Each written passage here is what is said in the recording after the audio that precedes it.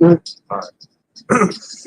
All right, Shalom. We'll start by saying, call law, Yahawah, Hashem, Yahawashi, Hashem, Kakadash. Double honor to the apostles of Israel, aka the apostles of Great Millstone, and peace and love always to all the Akim. Continue to preach the truth and all true sincerity. All right, man. Once again, we're here out here prophesying the downfall of America. We're out here prophesying, telling our people, the so-called Negroes, Latinos, and Native Americans, that you are the children of Israel, telling you that the things happening right now befalling upon you and the whole earth is all judgment from the Heavenly Father. Like brother, it's like hella current event news things going on. I mean, you got the whole ICE deportation thing. You got the plane crashes. You have the third world coming quickly. You have the beast system being up and more, running more. You have a whole bunch of things happening as we speak right now. Was it February 1st? All right, Trump has been in office for 2 weeks already, and already man is like done impeccable things as far as these executive orders and just basically like the whole vibe and the whole flow of America and how shit is now, basically, you know what I'm saying, in lack of better words, how things are. You know what I'm saying? And all points of like these devils know they have a short time. And the thing that they're doing, the thing that they're doing are showing that they're trying to get into a certain space where like they feel like they are the top guys. But like the scripture says, it says we would have held Babylon, but she is not healed. So no matter what they do, no matter how many people they deport, no matter how many terrorists, no matter how many things they do, America is still over, and America is still going to be destroyed. All right, but you have to speak up. I'm starting at the 10th verse. Revelation chapter 12, verse 10. And I heard a loud voice saying in heaven, now is come salvation and strength in the kingdom of our power and the power of his anointed. And the power of his anointed, it said what? The kingdom of our power. The kingdom of our power, who is our power? Yahawah Hashem Yahawashi, which means what? That means Yahawashi is going to be on the earth very soon with us, man. And there's going to be no more debating on whether there's any other gods and who the one true living God is, because he's going to show himself. Remember, the Lord said that, the day is near, it is near. So as each day goes on, we're getting closer and closer to Yahawashi's return. And as the day goes on, as you see the certain events that's happening, like what else does it point to? You got these devils, they getting a whole biometric, what they call it, a biometric palm payment, the palm payments. I did it was an article that came out December 31st, which was like a month ago. And they were talking about how they said Amazon, JP Morgan, that's Chase, JP Morgan, MasterCard, Visa, and like this Chinese company, how basically they're all on board. They said they're increasingly on board with the palm payment and the biometric shit and the digital wallets and my ID and all that shit, man. Which means what? On top of all the war and all the turmoil you got going on, they still coming in with their new system. And that's also in the book of Revelation where it talks about the image and the man and the beast and all that, man. That's what's coming to fruition right now, but go ahead. It says, for the accuser of our brethren is cast down, which accused them before our power day and night. Yeah, that Esau be talking shit about us, man. Talking what's lately they've been saying? We said they're grapists, they're lazy, they steal. And that basically the reason why America is crumbling is because of Jake. Right. The whole DEI, the whole immigration and the whole DEI programs, they're all pointing the finger at Jake being the reason why Babylon is broken. And that goes back to what Nero did during the time of 64 AD, when the third part of Rome was caught on fire. Nero blamed the Christians. And when the scripture tells you that the disciples were first called Christians first at Antioch. So that's why you had a lot of heavy persecution on the Israelites in Rome during the time of Nero. And you see that same spirit because, Donald Trump and, we believe in the spirit is Nero. Seeing that same spirit being brought back into Babylon. So, and actually, it's funny with all that. Like ironically, when he got in office, well, I think the wild part was a little before him, but when he got in office, like look at all the chaos that's been happening as far as like just them plane crashes, for instance. Those were causing fires, and he's saying that I didn't know that the head of the FAA safety motherfucker was a Jake. Yeah, the director was a Jake. I didn't know that. You know what I'm saying? So that goes to show, like, you see where they're trying to shift the guilt to. It's the narrative. Yeah. They trying to shift the guilt over to Jake, starting with the northern tribe. But they don't forget you southern tribe, you niggas, that Trump is gonna be whatever. Yeah, Trump, he gonna expose his horns. Remember this, the Lord said all the tribes. He should have started my sanctuary first. Jacob's trouble. This place, America going down, Jacob's gonna feel it the worst. Now, of course, Esau gonna feel it the worst at the end, but as And if you come into like the set perils, the Lord said, nah, Jake, this is a time of Jacob's trouble. Not the heat, the Jacob's trouble, because remember, all the other nations, they're going to start going back to their other lands. But go ahead. It says, verse 11, and they overcame him by the blood of the Lamb and by the word of their testimony, and they loved not their lives unto the death. And that goes to show that can't be talking about the majority of the people on the earth, because the majority of people on this earth, they want to save their life. They want to preserve their life. Majority of Jake, especially the majority of Jake in America. You talk to an average Jake in America, they'll complain all day and long about how fucked up it is, how messed up it is here, but they'll never say this place needs to be destroyed. They'll never say that. Like I was talking, told a brother about Riz Islam. I think named Riz Islam. I mean, that Muslim dude. Now he be talking a lot about the V and how they was like evil about it, but he don't never say that this place need to be destroyed. You see, the thing about that Islam and these other religions, so they want to still cohabitate.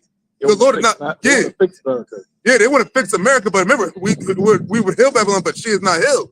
The reason why Trump whole thing was make America great again is because these Edomites and these leaders, they see that America's done.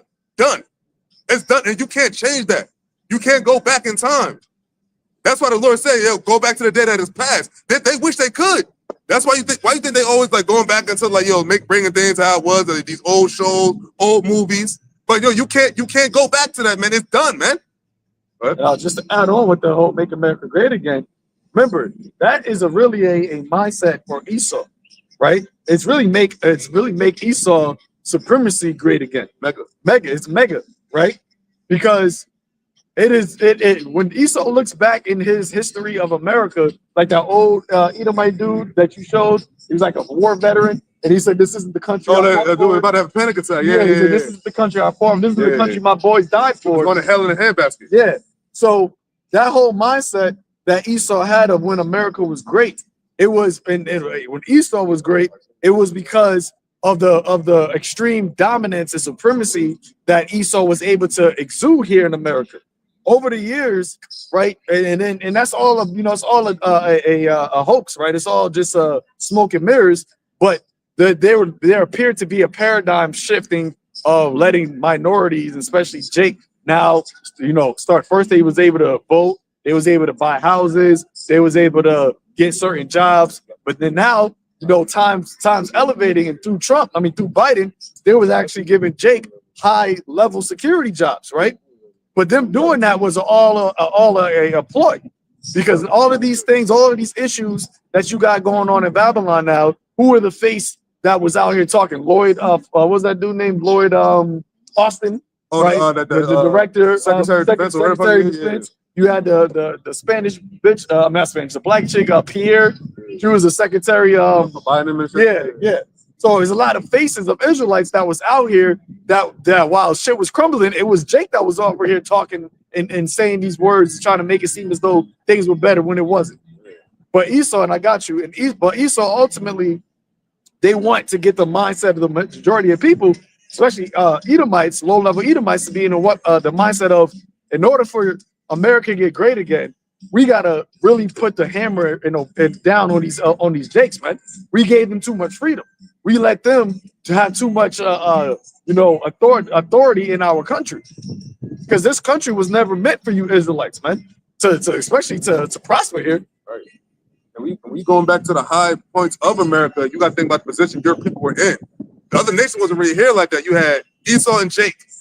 Now, when you go, like, that's not, remember, we're talking about not that long ago. We're talking about a couple hundred years ago. I'm talking about even after slavery was so-called abolished. I'm talking about like when society became like, 50 years ago. Yeah, 50 years ago. But like, if you go back to the early 1900s, that still was when Jake was still like how the northern tribes acting now. They don't want to come outside. They're like, you know what I'm saying? They feel it's like the hatred is being more upfront again. Yeah. So like they're showing you like, yo, we don't really fuck with you. We fuck with you for a time, but that's only because we kind of had to. And I remember years ago, the Apostle Ramla, he was talking like, yo, it's sweet now because they have no reason to bug out. But once they start to see certain things being taken away and they see the cause of it, especially being Jake, that's when Esau going to start to show his horns, and that's when he's going to start to show his true colors, which is red. Which is he's going to show his hatred, man. Because when he shows when you think about it, when the Lord said this is not your rest, and he talks about the daughter of Babylon. That's being the last part of our captivity. That damn sure is not your rest. Like, so you got Jake out here, they talk about generational wealth, they talk about doing this, that, and the third. But wait a minute, man. Don't you say that these devils is about to change the whole financial system too? On top of all that, this is all about design. And it's not a coincidence that when this shit was crumbling, how they had Jake face and having Jake voice being what's being seen. So these Edomites are looking at their TV, they're hearing the shits on the radio, and they see it on the internet, they see this nigga bitch, they see this nigga, and they all this like, yo, man, it's these niggas' fault. Because that's the fuck they seeing on the screen. That's what the idiot box to tell them, not knowing when it's just crumbling, period. It's like it's fun with Dick and James. Yeah. Fucking they put Jim Carrey in that position to be the face. Yeah, be the face, take the blame. But it was already something that was already planned before he even got to that position. Yeah. And that's what a lot of these Jakes, they don't even realize what's going on. Right. They thinking they getting promoted. You thinking too much on the surface of. You got to really think about in depth of like what this country was founded on. This country was founded on the oppression and the tribulations of your people, and that's what they want to get it back to. Now, granted, we know that we know in the know through the spirit of YAHAWASHI that they're not going to get back to that level completely, but that's their attempt. And that's all that matters. They're attempting to get back to that. They're attempting to get back to like, yo, y'all niggas fucking, you look down. You cross the street when you see a white person. You have a certain kind of respect when you see a white person. Just like, I don't know if y'all seen that video. I don't know if they were joking saying it was Scott Storch's wife, but some Edomite, it was in like somewhere nice when she's like, I'm rich, you're poor. It was her wife? It was the wife? Yes, Scott Storch's wife. So bitch was talking about saying you're a wetback. And what got that spirit of Esau riled up like that? This nigga, Nero. It's remember the Lord said nothing new under the sun, but you go ahead, read that. Verse 12, Salaki, verse 11 again says, and they overcame him by the blood of the Lamb and by the word of their testimony, and they loved not their lives unto the death. And that lamb and that testimony is what? Of YAHAWASHI, which why YAHAWASHI, the sheer importance of this knowledge, of this doctrine, is YAHAWASHI. Because that's the only way we can overcome this devil and his beast and his system. And through your blood of YAHAWASHI, which we hope to be covered by, man. Because as days goes on, it's getting closer and closer, like, yo, who's covered by his blood and who's not. Period. And it's no ifs, ands, or buts. It's no gray area. If you're not covered by YAHAWASHI's blood, you are done for. And what the Lord is doing right now to Egypt, America, to Babylon the Great, all that, is he's bringing it down, man. And it's never going to get back up. What? Oh, yeah. I wanted to go back to the Scott Storch's wife, because in her apology, she said she can't be racist because she has, of course, she got Issachar friends and she used to date Issachar, right? But that just goes to show you that no matter what relationship you have with Esau, they still at the end of the day feel some type of way about you. So she might have had an ex-boyfriend. She might actually have friends that are Issacharites, but that still doesn't mean that she doesn't think wickedness about them. Word. What you was laying with an Issacharite, man, that's about it. You probably, it's not like you don't love Jake. Slavery. Yeah, you don't love Jake. Like, and it's better if you say you don't. And that's what Trump is slow. And you know, like we talk about when you said about the DEI, where it's like, yo, you know what you want to say, but you're not really saying it. Yo, go forth and say it, man. Go back to your way. Go back so these niggas can understand. But you know what? The Lord's gonna have him speaking those actions, how he feels through his. He's gonna have those feelings that they have that they don't necessarily bring out 100%. They're gonna bring up with the actions, man. Well, that's a part of the serpent's nature, right? It's to be subtle. Yeah. The serpent, really, when you look at a serpent, it's not his power isn't the way that he gets prey. It's his ability to actually deceive, to be deceptive, to hide his actual intents. Right. Yeah, the strike. You'll have and I with Kadar, when he had this snake, he'll put a rat, a little mouse in the cake and tank with it, and the serpent wouldn't even do nothing for a minute. And then have the mouse all comfortable. The mouse will be crawling all on the snake, looking at the snake like, oh, he's not trying to eat me. Oh, I'm good here. And then as soon as the mouse least expected it, boom, strike. And that strike is a one-time strike because the serpent is very precise when it strikes, man. And that's what niggas didn't realize for the past 4 years. Remember, the reason why Trump was out in the first place is because his first 4 years of presidency, where you had all these niggas and these northern tribes talking about, oh, Biden, save us. Save us. The fact that you going down to Egypt for help regardless is detrimental to you. You're looking for your enemy to be your savior. The Lord created Esau for one particular reason, is to be the sword, man. And now you get tossed back and forth in this paradigm of the left and the right, the two horns like a lamb. But at the end of the day, this nigga speaks like a dragon. And he's about to show you just how snake-like he can be. It said that beast.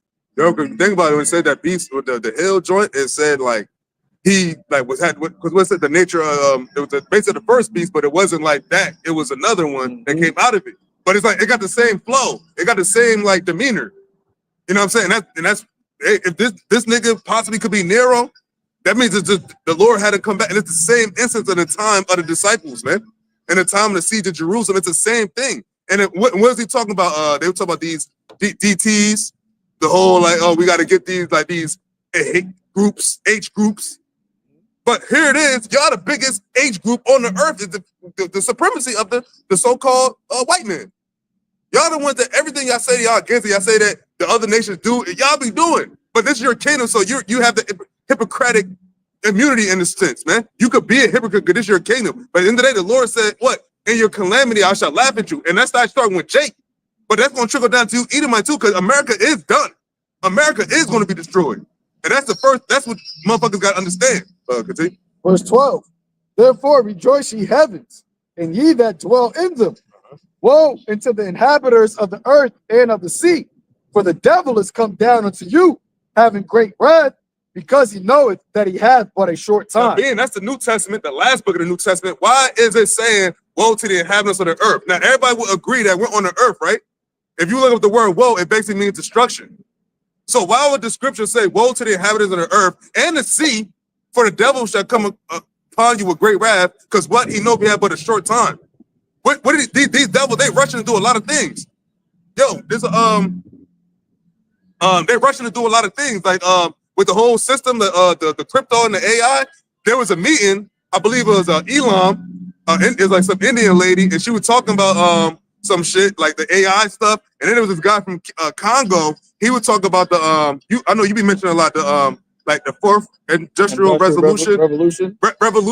He would talk about that. He said without Congo, you can't have this. And I remember like, I remember Congo being mentioned with the whole Fed now and all that cryptocurrencies a couple years back. The Congo, and look what's happening in Congo right now. It's a whole lot of chaos. You see how that works? These devils have the chaos, but in the mix, they're gonna come in with the what? They're gonna have the solution, which is what? The beast system. And that's what the scriptures are talking about. And that's what he's about to bring out. Go ahead. That's it. Okay, that's it real quick. Yeah, bring that out real quick. You can start from like when it says concerning Judah. That's right. Start the top. Jeremiah 30:1. The word that came to Jeremiah from the Lord saying, thus speaketh the Lord Yahawah of Israel, saying, write thee all the words that I have spoken unto thee in a book. So that's the Lord saying to a man, because you know they say, book, the Bible was written by man. Well, duh, any book was written by man. But it said what? It said telling Jeremiah to write these things in a book. Go ahead. For lo, the days come, saith the Lord, that I will bring again the captivity of my people Israel and Judah, saith the Lord, and I will cause them to return to the land that I gave to their fathers, and they shall possess it. So the Lord actually starting with look, I'm going to take you out of this. I'm going to deliver you out of this. But first, it's going to get a little tricky for you. It's going to get a little rough. And right now, the Lord is bringing a roughness, man. The Lord is bringing, and he's bringing it to what? The northern tribes, man. Because some of you northern tribes actually thought you were actually white people. You actually thought you were closer to them than with us. But the scripture said that what? Judah and Jerusalem is oppressed together. No, Judah and Israel is oppressed together. So the northern kingdom and the southern kingdom, and we're both oppressed here. It's just in a different manner. But it's still the same affliction, the same oppression, it's still the same enemy. Go ahead. Verse 4. And these are the words that the Lord spake concerning Israel and concerning Judah. Concerning Israel and concerning Judah. And then Israel talk about you northern tribes, man. You so-called Latinos, Native Americans. They talk about you. Don't get it twisted, man. The devil knows who you are. Everyone knows who you are except for you. You the only one. Our people the only one don't acknowledge who they are, man. They try to walk away like, yo, it ain't no thing. Oh, that ain't got nothing to do with me. I don't know. All right, you gonna find out. You fucked around, and now you're finding out that America wasn't your rest. You're finding out that Trump, these devils, didn't have your best interests at heart, and now you're starting to experience it, man. So nobody gonna feel sorry. It said, pray not for these people. Precept.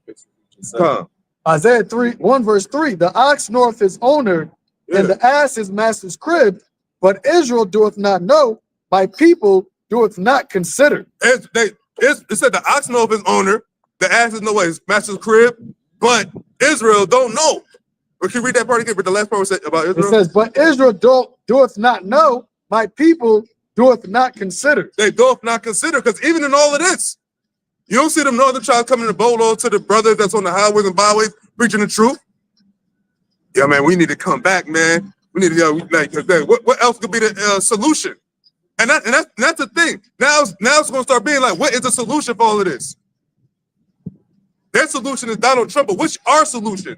Our solution would be to come back to the Heavenly Father, YAHAWASHI. But no, they still going to trust in the shadow of Egypt, because it's not like they wanted to leave.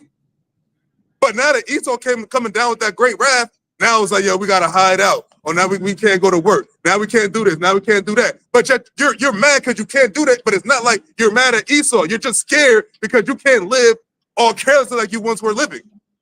Now it's coming back to bite you in the ass, trusting in Egypt. But go ahead. Verse 5, for thus saith the Lord, we have heard a voice of trembling, of fear and not of peace. Fear, a voice of trembling, fear, not of peace. A lot of our people, the so-called Latinos, they're not at peace right now, man. See, the Lord had Esau. Yeah, it's good. You can live here illegally, undocumented and all that. But what happened? What's happening now? The Lord is putting the curtains on this place. So now Esau gonna put the curtains on you. Oh, they was giving them those debit cards. Yeah. You see, and now we're at the con part. Remember, we always say that what's the con behind it? That's the con. To get everybody all these Edomites riled up against you. And then now, look, get Jake here. Jake was riled up too. Because a lot of them might not get deported. They be in these detention camps because Trump said they got the Guantanamo Bay. They're gonna put him on. So they got to put him in there, keep him there for a minute, and then they tell Trump. Remember Trump's first candidacy? He talked about the biometric exit entry visas. So Trump can have them in some of these detention camps, and then once that charagma comes out, we're like, oh, look, we'll let you out, but you need. We're not going to be tracking you off of a cell phone no more. We're gonna be tracking you off of this biometric entry exit visa. We gotta put this SIP in you. So a lot of them say, well, I don't want to go back to my country because it's carnage over there. It's a lot of hell over there. It's high prices, ain't no jobs. There's MS 13, all the gang shit. So they're like, you know what? If all you saying is I just gotta put this little size of a grain of rice inside of me to stay here, then yeah, I'll do that. Right. I'll put it in my child also. It's part of the cause. Yeah, exactly. And it's part of the cause. It's part of remember, he said he calls them all, both small and great. Right now, they're getting the small people, the poor people. Jake. And then you'll get the other nations too, but then remember, the whole preference is Jake not to get it. See, the Lord don't care about the heathen. They can get all charagma all they want. But the Lord said, yo, to his people, the judgment in Revelation 14th chapter, yeah, the other nations are part of that, but Jake is the one that's going to be the very, very the shit end of the stick, because you're able to get salvation. See, these other nations don't have a chance to get salvation. You have the chance. The doors of repentance are open to you. But through the Spirit, a lot of you people are not going to walk through that door, because why? You rather trust in Egypt. You rather trust in man, and that's going to be a detriment. Now you're starting to experience it. And if that logic with the brother that's mentioned, if that's what they come to do, which is very plausible, you're fucking yourself again. Just to stay here for a country that's already going down? Come on, man. Just look at what's going on. You gotta actually step back, look, damn, is this the best place to be? That video, the brother posted with the white chick talking about how our healthcare and all our cost of living are, and other countries is laughing at us. See, remember some of these northern tribes, they come here, but they still send the money to their country. So they would for instance, they would stay, let's say for instance, a family, a dude, but his family's in Ecuador or something. Right. So he'll be working here in America, reaping all that, citizenship and doing all of that, and sending his money to his country, and then ultimately go back to his country. But a lot of our people started coming here and getting comfortable here. That's where they fucked up. You know what I'm saying? But continue. Oh. Yeah, and with the northern tribe, now you getting your niggas wake up call now. You know what I mean? Because now you see us when we out here teaching, you look at these signs, you see your tribe name or whatever on here, but you nah, I don't fuck with them. Them yachte, them niggas, whatever. I'm not part of that. This, that, and the third. But now you getting your wake up call now. So now that's the Lord, you know what I mean? Like putting that fear into you. Like, listen, you are a part of this. You are a part of the curses, whether you like it or not. You are a part of the 12 tribes of Israel. You know what I mean? So you let this devil, whatever, tell you what he want to tell you, whatever. You should have been believing this for so many years with the gangs and all that shit, whatever. You know what I mean? We live in the same fucking neighborhoods. We're poor and oppressed together. We live in these fucking rent-based neighborhoods. So you're trying to say, well, you're not like us? We're not like y'all, we're different because we speak Spanish? No. Now you're getting your wake-up call. And I'm glad the Lord is doing this because now the elect can start coming from these northern tribes. These men start waking up and start seeing that this devil is the devil. He's always been the devil. That rust has not came off him. He's going to be the devil to the very bitter end. Now you're going to see it. And basically like, yo, man, we don't give a fuck. Like at the end of the day, the warning went out for years. Now the judgment is coming. So if you're talking about like, yo, they talk about pray for the people and pray for them, and but they're not gonna pray for Jake really. Jake, dude said, y'all gotta stop talking about Jacob's trouble. Y'all manifesting. Oh yeah, I heard about that. Yo, that's what old girl said. Yo, that's like, yo, we're not manifesting nothing. Remember, we're prophets. The prophets prophesied beforehand. Now you're just seeing the prophecies, man. You know who's manifesting it? But YAHAWASHI. That's who gets the glory. That's who's manifesting it. He said, I will bring these calamities upon you, man. It ain't just us always who are we to manifest it, man? We in it too. But that's how they always treat the prophets, though. Yeah. They said what? If thou come and speak of prophets of doom, speaker. For good or for evil. Yeah. Because that's what the signs of the prophets were, right? The prophet came just to tell you what the Lord said. Thus saith the Lord. So if the prophet didn't say something positive for you, that's why you had Ahab that hated Micah. He say, "Oh, he never prophesied anything good for me. He never speaking for my behalf." And when Micah said, "The only thing I can do is just say what the Lord says." The Lord ain't fucking with you. You want to say something too? You continue on that? Verse 6. Yeah. Ask ye now and see whether a man doeth travail with child.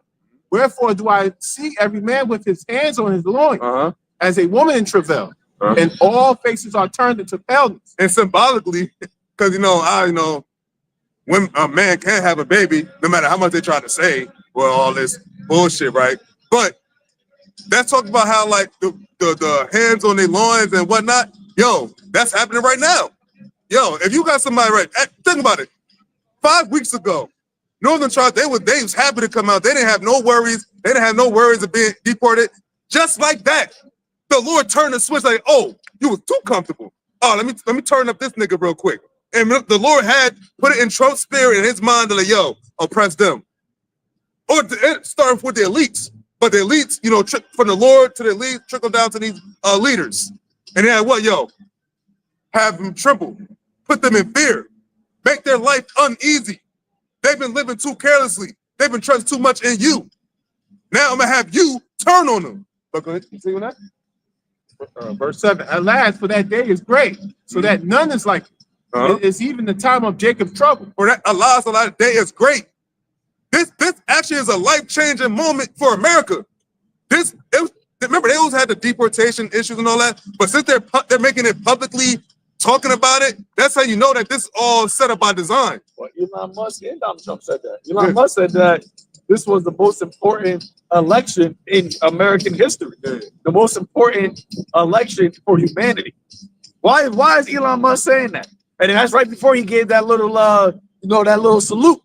Word. Hey, wasn't that anti-S? The brother mentioned that, like, yo, ain't that anti-S with the whole, you did that, the so-called tribute to the Hitler, and you was doing it in Germany? Don't say it. You can't say his name. Oh, you can't say his name? Yeah, they got like that. They get freaking like, damn, I didn't know that. Yeah. Oh, damn. It can't even know if I can put, yeah, anyway, you see how fucking gay as hell you is, man? Like, damn, you can't even do something. Go ahead, bro. But he shall be saved out of it. But who's going to be saved out of it? The elect, the remnant, the one the Lord is pleased with. What did Ezra say? If I found favor in thy sight, who's going to find favor in that sight of the Lord's sight in that day? The elect. Lord, when we hope to be a part of, because what? The ones that's speaking out against his place, the ones that's, saying the right things, doing the right things, living the right way. You wasn't living right. That's why the Lord had the judgment coming to you, man. Whether it be a northern tribe or a southern tribe. I'm pretty sure they got some southern tribes wrapped up in there, some your quote unquote Haitians, Trinidadians, Barbadian, all that. Trinidad. So You actually had a northern tribe, Jamaican. I'm not northern tribe. It was a Jamaican person that got caught up in the whole immigration thing. But he was a citizen here. Yeah. But he had Caribbean ancestry, and they scooped him up as well. Yeah. They scoop you now, ask questions later. Go ahead. Verse 8, for it shall come to pass in that day, saith the Lord of hosts, that I will break his yoke from off thy neck, and I will burst thy bonds, and strangers shall no more serve themselves of him. Hey, that's the brightness of it, though. See, at the end of the day, when Jacob's trouble comes, that means what? The salvation shall come shortly after. Once Esau brings out the MOTB, once he really brings out that cruel wrath, that's to his demise. So that's why we need Trump. Trump, keep it going. Stick out your horns more. Get more cruel with it, man. Because no matter what, if you trust in YAHAWASHI, the Lord said you should not be moved. Now, if the Lord has his way, you could be a martyr, whatever. That's the Lord's will, regardless. But at the end of the day, what's going to happen after that? You should have a crown of glory to come after. The dead in YAHAWASHI shall rise first, but you have to steadfast and endure to the end. And right, by golly, we are very much at the end. Go ahead. Verse 9, but they shall serve the Lord their power, and David their king, whom I will raise up unto them. Hey, that goes into a lot. The custom small hats. And where's their Jacob trouble? Remember he said that they said that this was their Jacob trouble with the whole anti-S shit. But wait a minute though, you're going through Jacob trouble in Israel, the Holy Land. But the Lord said in the same chapter, he said, then I will put you back in the land, and then King David will be there. So where's King David at?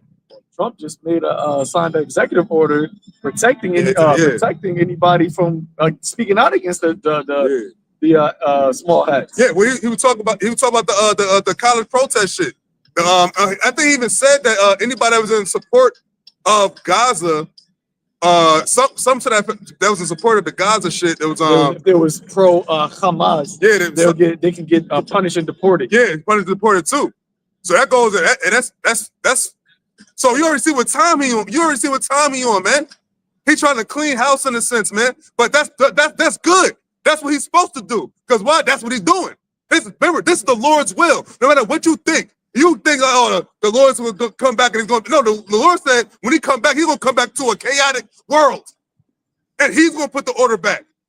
So now that Esau is doing all that shit, that means law and order is done away with, man. You see how they're bending the law, how they see fit. And now they're going to... And you got these other countries, these immigration, the country where they would get deported to, they tell me, yo, you better bring our people back in one piece, nigga.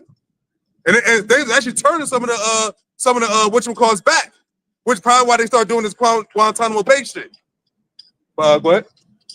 Verse 10, therefore fear thou not, O my servant Jacob, said the Lord, neither be dismayed of Israel, for lo, I will save thee from afar, and thy seed from the land of their captivity, and Jacob shall return and shall be in rest. So where the fuck? So how you smart in Israel and in America? Where is that taking place for you? It said that Jacob, starting with the remnant, the elect, will get saved out of the land of their captivity. Where's the land of their captivity? It's not their holy land. They weren't in captivity in Israel. Make it make sense. That's about us over here, where the bulk of Israel, the real Israelites are at, getting delivered. It said, I will save thee from afar. We on the other side of the world from our land. And we gotta get saved from here and be brought back there. And that's when YAHAWASHI going, King David, YAHAWASHI, the elect, and then the seed of Israel shall be glorified and sanctified. And we'll never go down again after that. That's what we waiting for. But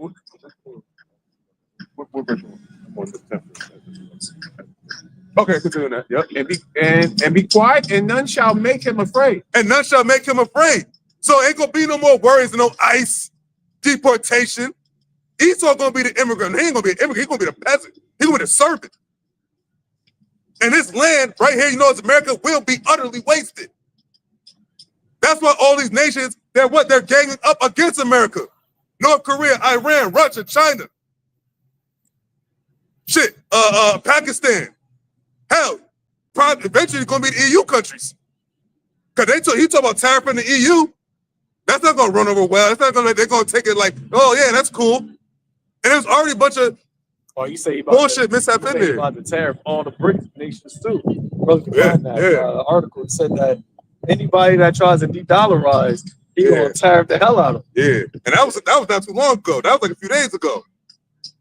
So if that's the case,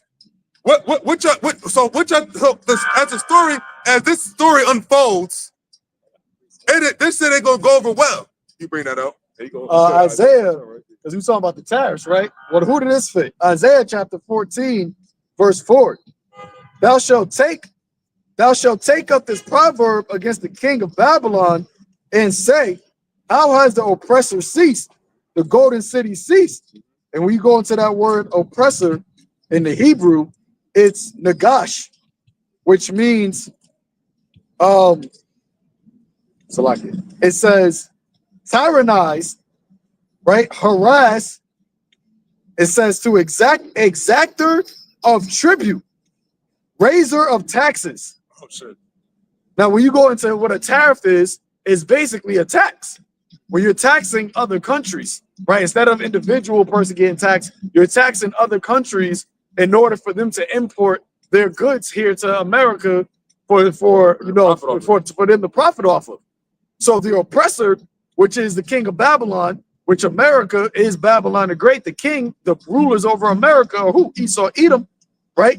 There, he's raising the taxes on these other nations in order for them to profit off of, having basically an economic, leveling up. And that's causing what? A lot of friction and tension between these countries, right? Because really, wars start, and I actually looked it up. Why do wars start? One of the main reasons why wars is because of a world war, because of economical tension. And that's what Trump is bringing to the world right now. And it was actually already here, if you think about it, but the way he's doing it, the tariffs, like he would talk about that before. The tariffs, remember, because the Lord said that when the merchants shall they shall lament, not lament, what it say in Revelation? It says, well, the reason why they have to kind of play ball a little bit in a sense is because they profit so much off of America. So that's America still kind of leverage on the world, but with the dollaration, what these nations are doing, they dollarize. They're going further from the dollar to where when they start to do business and commerce, America won't have that stronghold on them to do the business and profit that much. Because why? They're gonna have their own shit. So where America will have to kind of like play ball with them. That's why they're coming in with that one world order, that one world currency. So where all the transactions are controlled by one entity. That's why Trump said that he wants to be the leader in crypto. Because with crypto, with the whole blockchain thing, you can have different countries now can do trading without using the dollar now. Because if China has their own crypto, central bank digital crypto, and then Russia has theirs, they can just use the blockchain platform in order to do trading. They don't got to do trading off of the SWIFT, which is owned by America, right? But that's why Trump came out and said, no, America is going to be the #1 leader in crypto. Trying to get ahead of it. Yep. That's why the Karagma, although you have these different countries that are moving toward using central bank digital currency, the Karagma is called the mark of the beast because it's going to be the beast system that is still going to be the top system that's going to try to force their way upon all the other nations. That's why we know that America is the daughter of Babylon, because how the other nations got rich. See, the nations need America. They actually need America. That's why as America continues to implode, they're going to be getting closer to that digital system, because that's how they're imploding. Is all the de-dollaration talks, is all of the economic stuff, the economic woes, because it's always what? It's always about economics at the end of the day. World Economic Forum, World Health Organization is all one and the same. It's all about money. And it's about who has the control over the money. Now, ultimately, the elites out of control, but what country do the elites run? Do they run their shit off of? Is America. And now America is coming to the point where, like, yo, we got to, like Trump said, we got to get ahead of the currency. And then it's always what? Get ahead of the AI shit, too. That's why he talk about billions of dollars in AI system centers. What's my reason? Yeah, a little bit more. Right. Verse 5. The Lord has broken the staff of the wicked and the scepters of the rulers. Hey, you see that's past tense, right? It said he has broken the staff of the wicked. So when it says something's broken, that's past tense, which means what? The staff of the wicked is what? America's power. America's like, it's basically that influence in what's had. That's why it's every time it's always trying to play catch up. You're always trying to stay ahead because you no longer are the head guys on campus. You have other countries like Russia. You have countries like China. You have all these other countries that's getting ahead of the ball game ahead of you. Go ahead. He who smote the people in wrath with a continual stroke. He that ruled the nations is in anger is persecuted and none hinder it. Hey, and that's what he's doing right now. The first part, you read the first part again where it says continual strokes, I think said. He who smote the people in wrath with a continual stroke. And that's what he's doing to you northern tribes right now, man. What he said, Trump said that, yo, I'm not satisfied with the ICE numbers. We need to beef it up. We need more. And then you have these Edomites on the convoy talk about, about time, get to it. Yeah, get them all. Now, these are the same people that probably you go to work, they probably say, hey, what's up, Pablo? What's up, what's Jose? What's up, Miguel? But they're the same people that on the convoy talking all the shit against your people.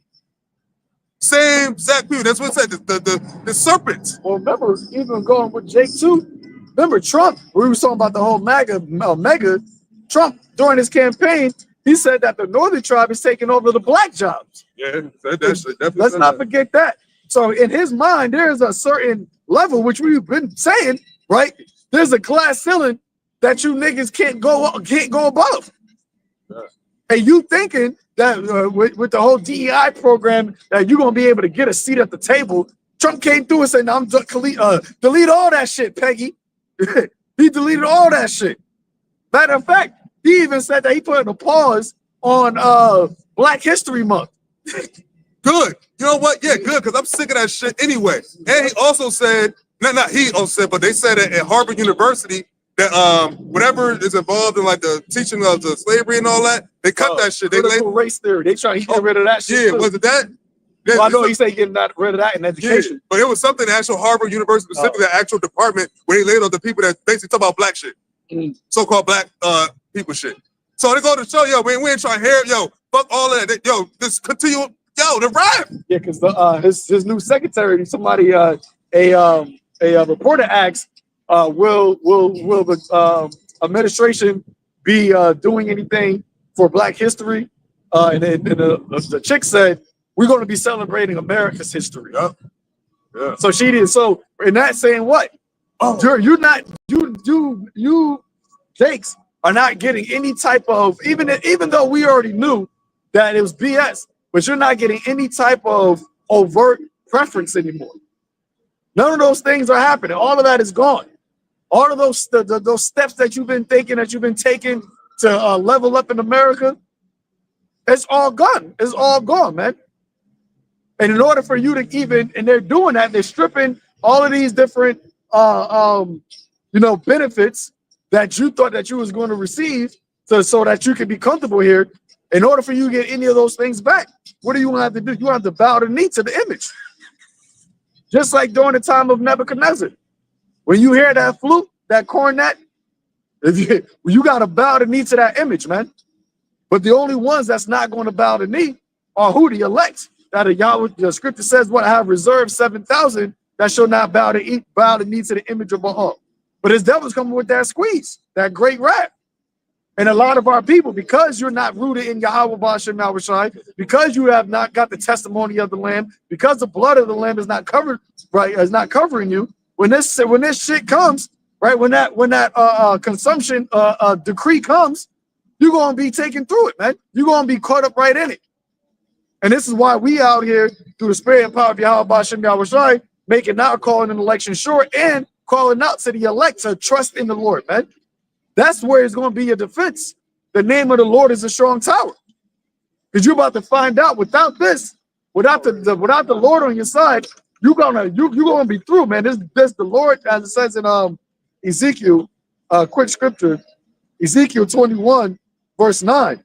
Son of man, prophesy and say, thus saith the Lord, say a sword is sharpened and also furbished. It is sharpened to make a sore slaughter. It is furbished that it may glitter. Should we then make mirth? It contemneth the rod of my son as every tree. So we've been telling you through the Spirit, the Lord's been telling you that this sword is being sharpened, man. It says that the wicked is the sword. Deliver me from the hand of deliver me from the wicked, which is thy sword. Esau, right? The one who the Lord put over you that has stroked you with a continual stroke. He's the sword. And the Lord said he's now making that sword sharpened. You done thought that the worst of times of oppression was behind you. You thought, oh, my ancestors went through the 60s. They went through affirmative action. They went through the civil rights. So I can now level up and I can have generational wealth. Now you about to go through the worst of it, man. It's about to be a time like never before, as the scripture says. Because not only does he has that wrath, right? Not only does he have the wrath, he also has the technology to go with that wrath now. And remember, during the 60s, you niggas, Jake wasn't really immersed in the actual economy, right? They try to do their own thing. The Black Wall Streets, right? Tulsa, Oklahoma, they try to do their own thing. Jake didn't really have a say in what was going on in the government. But now, because they gave you little goodies, they gave you positions in executive, branches, because they allowed you to vote. And as we said, they put your face out there when everything's crumbling. Now they can point the finger and say, no, you're the problem. We didn't have these problems when you niggas were desegregated. We didn't have these problems when y'all was in the sundown town. Right? Y'all couldn't come into the sundown town. We didn't have these problems. We were living good. We had the little house on the prairie. We had the Leave It to Beavers. But Esau don't got that now. Right? They over here dealing with the fentanyl, right? The opioid. And they're saying that Northern Tribe is bringing all the drugs in. But who's allowing the Northern Tribe to bring it here? Who still runs the government, as the brother just said? Who runs the fucking country? Who runs what comes in here, man? If you're talking about the Border Patrol and all that, who's bringing the drugs in? Is it Southern Tribe? Is it Tyrone? Yeah, but who's allowing the cartel to come in here? Snowfall. The movie Snowfall. The show Snowfall showed you. The government is behind this shit. Snowfall, The Wire. Who else? All these they all intertwined with the corrupt. Remember this is a corrupt nation, man. This is the sinful kingdom. This kingdom was built on evil. This kingdom was built on wickedness. And the brother just said that how the golden city ceased. The oppressor. Who they been oppressing? Who does the Lord care about in the scripture when it talks about oppression? It talks about the Israelites. Jacob's trouble. A time like the other for you. But also you gotta think about it too. The Lord he's a merciful God, he's a loving God. He said, I shall deliver you, and you will not have to serve slavery after this. But how you get into the kingdom, that's the trial run right here. See, we don't want to get there through the Lord's wrath. We don't get there through the Lord's mercy and his salvation. That's why we up here. That's why we out here doing this all the time, man. To the best of our ability, trying to live a righteous life. Because at the end of the day, the Lord said, well, he hates wickedness. He's angry with the wicked all day. Why do you want to commit those kind of activities that the Lord hates? A little bit more on this. Okay, go ahead. Verse 10. So like in verse 11. And he hath given it to be furbished, that it may be handled. The sword is sharpened, and it is furbished to give to give it into the hand of the slayer. So the Lord's putting this, he's sharpening this sword, right, for a sword slaughter. And then he's about to give it into the hand of the slayer. Who's the slayer? The slayer, Esau. Hey, Trump, during the inauguration, he was dancing with a sword, man. He was doing a little dance with the sword. Because who was blessed with the sword? Blessed, I'm about to say, blessed with the sword. He said he shall live by the sword. So, hey, the Lord is showing you, making it plain who's who in this movie, man. You got guys like Vocab saying Esau's done away with. Oh, they. Nah. We live in live and direct in Esau's kingdom, man. But see, the devil would say that. You're very proof that Esau's not done away with. You are Edomite. And it would be, what it said, the greatest trick of the devil report was convincing the world he didn't exist. That's why they don't talk about Esau. They talk about Abraham, they talk about everybody else. Oh, yeah. Man, Yahoo said that the Palestinians were Amalek. Yeah, we enjoy to see that Amalek. Yeah. And that's all for entertainment, because at the end of the day, we know that y'all Amalek. See, the thing about it is, them rats, I don't know about how BB is, how much in life he's inherited, but those rats, those look like they was young. They probably actually think those are the Amalekites. And they probably think that they are the Israelites. Or the children of Jacob, I should say, because they don't call themselves Israelites. But they think that they're the seed of Jacob. They think that their salvation is coming. But what the hell, where was your oppression at then? And you can't, I'm talking about, take the costs away, take all this anti-ethnic, ain't nobody really doing shit to you.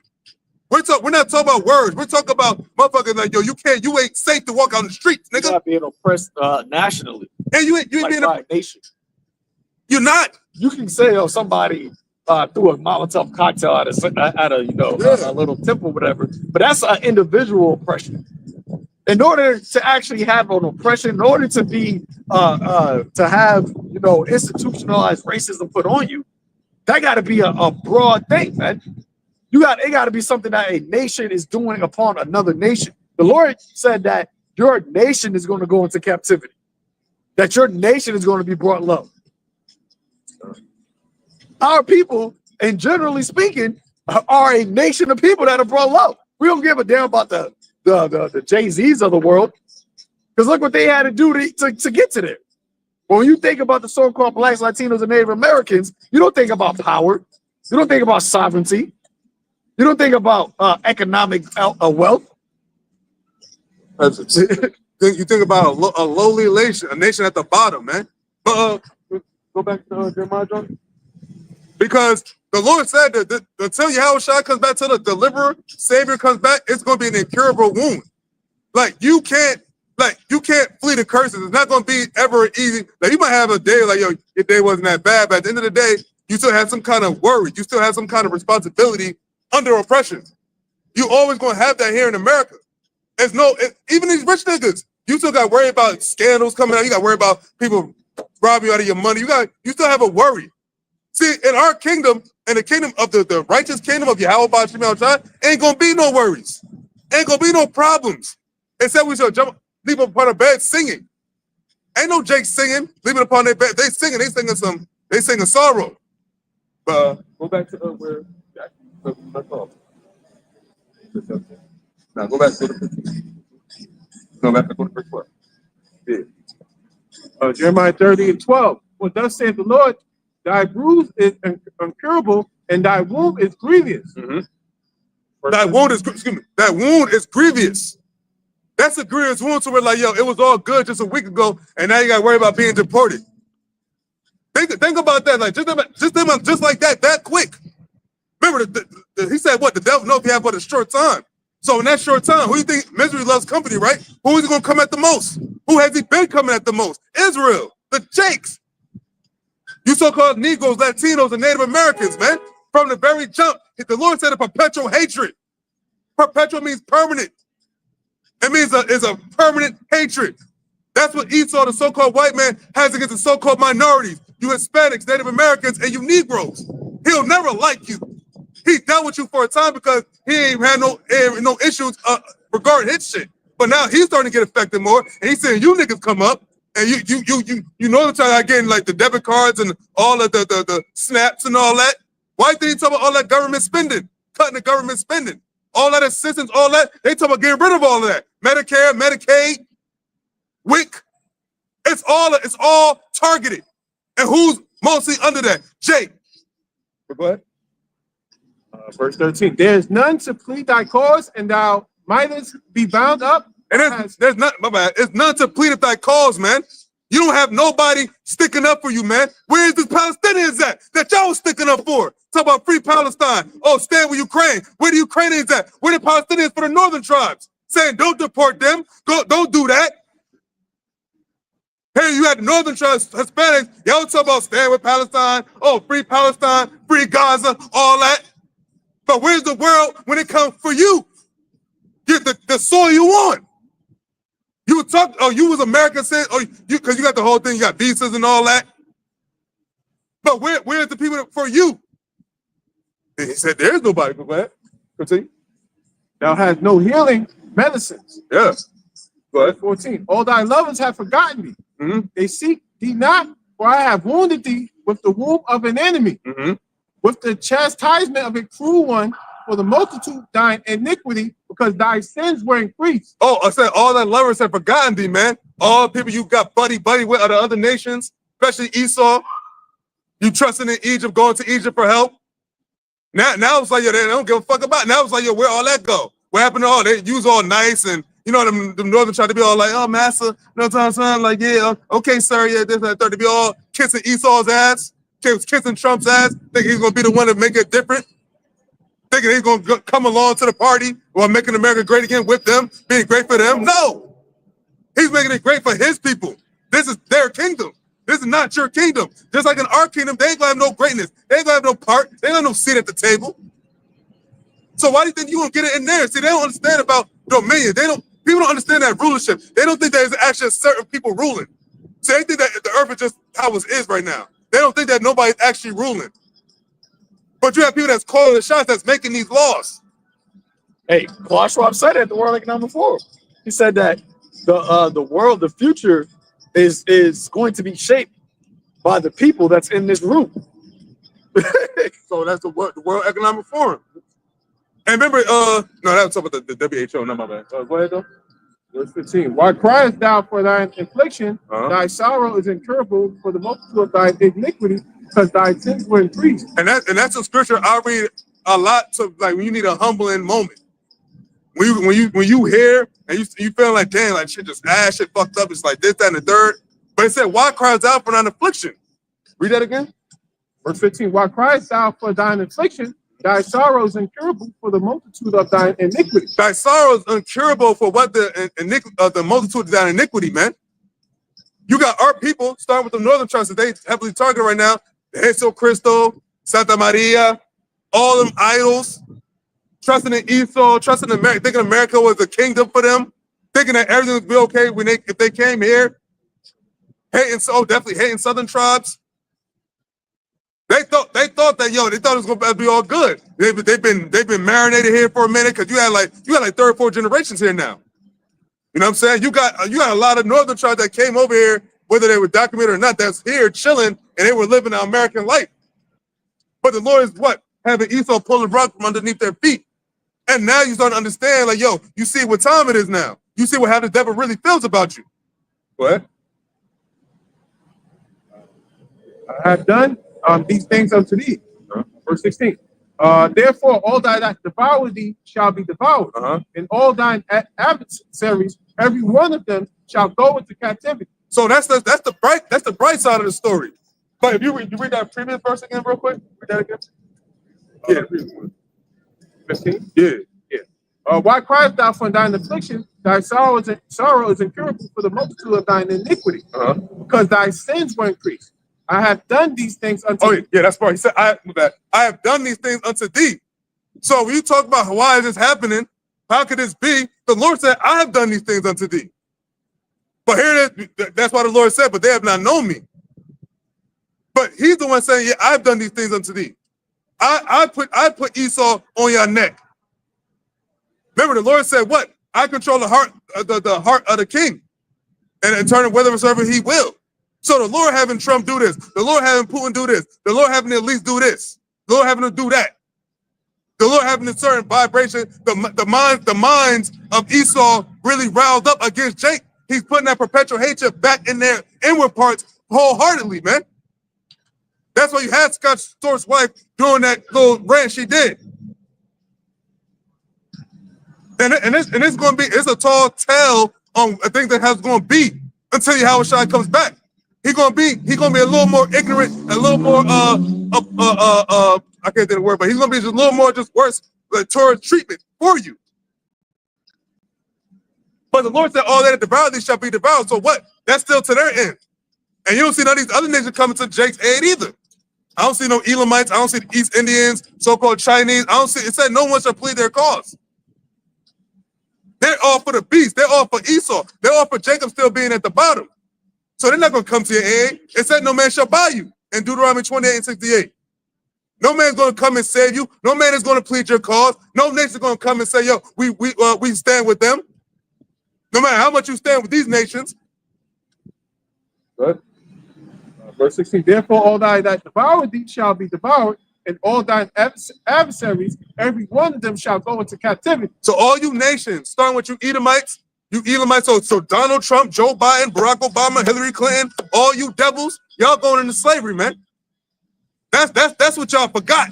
See, they didn't consider the latter end of it. See, they thought that, oh, just because they still in power, they're gonna be in power forever. But that's the same thing Pharaoh thought. That's the same thing the private Persians thought. That's the same thing the Egyptians thought. Right, Egyptians are the pharaohs.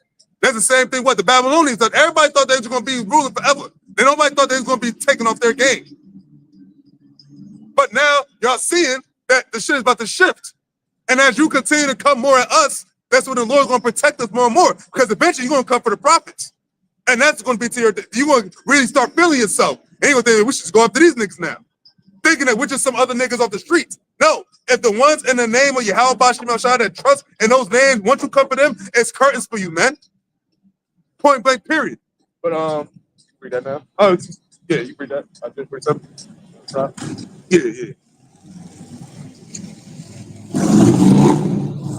Isaiah 47, verse 1. Come down and sit in the dust, O virgin daughter of Babylon. Sit on the ground. There is no throne, O daughter of the Chaldeans, but thou shalt no more be called tender and delicate. Thou shalt no more be called tender and delicate. Sit in the dust. There is no throne. You have no more. It's no more rulership. Like, you don't have centuries of this. Because if you did, like, you think about it. Why else are you trying to rid the land of a certain people? Why else are you trying to get a certain fix a hole on the financial system? Because why? You feeling like you're weakened. You feel like it's that your shit is threatened. What's the point of if the American dollar and the system that you had previously was like, so great, right? There will be no need for the blockchain system. There will be no need for that if what you had was so great.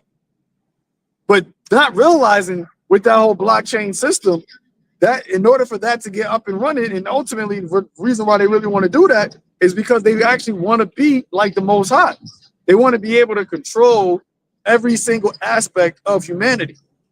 Because in their minds, if they can control every single aspect of humanity, then the small remnant they're going to have to fold and get in line, and therefore there will be no flesh to be saved when YAHAWASHI returns. They're trying to stop the return of YAHAWASHI. But you can't, and you won't. And it's funny, but that also, I seen something where they saw about like Esau got they having some kind of technology to where like you could basically customize your newborn baby. Gene editing. Yeah. So crazy shit. Hold on, I got it real quick. Hold on, let me see. I took a picture of this shit. It says lab grown sperm. It says eggs may soon allow parents to customize their future children. Yeah, look where we at, man. Like, come on. Lab grown semen. Sperm. This devil has the pride has reached into the heights of the. We shall be like the Most High. That's plain. You can't even actually still at this moment break down how a baby is created in the womb from sperm. The scientifics of the actual growth of the bones and the cells and all that. He sort of can't even break down that, but yet he over here trying to change sperm. Because what does he also ultimately want to do? He wants to take the seed of Jacob off the earth. That's what he's trying to do. He's trying to take the seed of Jacob off the earth. Right. Yeah, because it says lab-grown sperm and eggs may soon allow parents to customize their future children. So, yeah, like, and it's funny that you said that they can't say how the baby's born because, like, yo, it's a manifestation thing. It just happens. It's called, well, that's why they say life. The Lord said, what? I took you out the womb, blood, and all that, and said live. So when a baby is born, when the process of what's that called, consummation, when that happens, you can't replicate that. Yeah, you're trying to. My bad. They said there's at the moment of conception, there's a bright flash inside of the egg. Bright so what's that? What is this bright flash that happens from inside of the egg? Why when you die, your body actually weight actually decreases a certain amount of grams? It's cold. Why does that happen? Because as it says in Ecclesiasticus, No man has power to what? To retain the spirit, man. You don't have power to retain the spirit. That's what you ultimately want. That's why Elon's talking about we want to be able to extend the consciousness. They want to get power over the actual spirit of a man. They said that it's just the being, like something about being and like the natural like element of life. Like they want to somehow be able to control all that shit. They want to be fucking like the doctor, the fucking witch doctors, man. But you ain't gonna, you still haven't. No one has. Everyone still just dies. That's why they tapping in heavy into the left side. That's why they trying to open up portals with the Pope.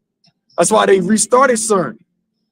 That's why they doing all of these. This is the vibe of the earth has just been mad. Where you got airplanes crashing, all of these things happening. It's probably a lot of rituals and sacrifices that these devils are doing, man. Word. If it's another plane crash within the next couple of days, definitely something else. Somebody was even saying that. It says, are they trying to get people to stop from flying? Because if it happens enough, I remember I had a dream about that shit just crashing and shit, like out the sky and buses crashing, blowing up. You think about it. If you have like more of this happening, it's starting to be a safety issue. Like actually, like it's not just like freak accidents. It's like safety issues. Cause remember, in the air, it's like it's air traffic. If you have it to where like people are not secure feeling flying, that's a major way of travel. Like especially far travel. What can that also tie into? A manship desiring to go into a city. Because if you can't travel through a plane, imagine like, because they said when that first accident happened, they suspended all flights. So that means that people that's about to go somewhere, you couldn't go. So imagine this happens on a frequent basis. See? What? Yeah. Verse 2, take the millstones and grind mill, uncover thy locks, make bare the leg, uncover the thigh, pass over the rivers. Right. Thy nakedness shall be uncovered, yea, thy shame shall be seen. And that's all part of you being exposed now. So now everybody knows who you are, especially the ones in the know. Everybody knows who's on top now. Everybody knows that the central banking families are the ones controlling the shots. Everyone knows the Esau trying to look like sperm, lab-grown sperm and eggs. You trying to, what you say, Elon Musk or something conscious of the consciousness? Then Jeff Bezos, wasn't he trying to do some shit with some vitality? Trying to preserve life? He was a donor, basically. Not a donor, but he's basically funding a business that is trying to make a pill that will be able to expand your lifespan. Right. Extend your lifespan. So so that goes to show that they dropping billions of dollars on these things. And that goes to show how you don't care about the Lord's will, because the Lord said, I have the issues of life and death. You can't retain the spirit, period. No one has ever done it yet. No one's ever died and then came back to life except one person. But under whose power did he do that? The Heavenly Father. No man has the power to retain the spirit of another man or woman or whatever. No other being with a spirit. Everything got a spirit, really. But what? Thy nakedness shall be uncovered, yea, thy shame shall be seen. I will take vengeance. I will not meet thee as a man. And this is happening every day. Your shame being seen, man. As much as you're going to keep supporting Amalek, as much as you're going to keep talking about tariff and everybody, as much as you're going to keep talking about, if you do this, these dollars, who the fuck you think you is, man? You talking big shit for a country that's not as what they once were. You should have been talking like this years ago. This is how you should have been talking about hundreds of years ago. But you talk about this at your end because what? That's your pride. The Lord said, in your pride, I shall bring thee down. So now y'all get more and more prideful at your downfall. And the Lord steadily just bringing you down. And eventually you're going to be done finito. What?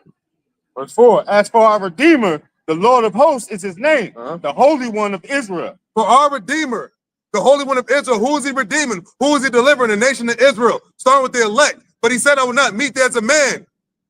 O daughter of Babylon, you other nations that live deliciously off the daughter of Babylon. The Lord said he's going to meet you in all his godly glory from the Heavenly Father, Yahawah. He's coming back to do that. And you're going to know that. You're going to know that you didn't have no God. And then all you worship was idols made with your own hands. What? Sit thou silent and get thee into darkness, O daughter of the Chaldeans. Yeah, sit down with silence. You still talking right now, but watch when the Lord really shut your mouth. Watch when the Lord really shut you down. Watch when you really go out of business, like the corporation going out of business that you are.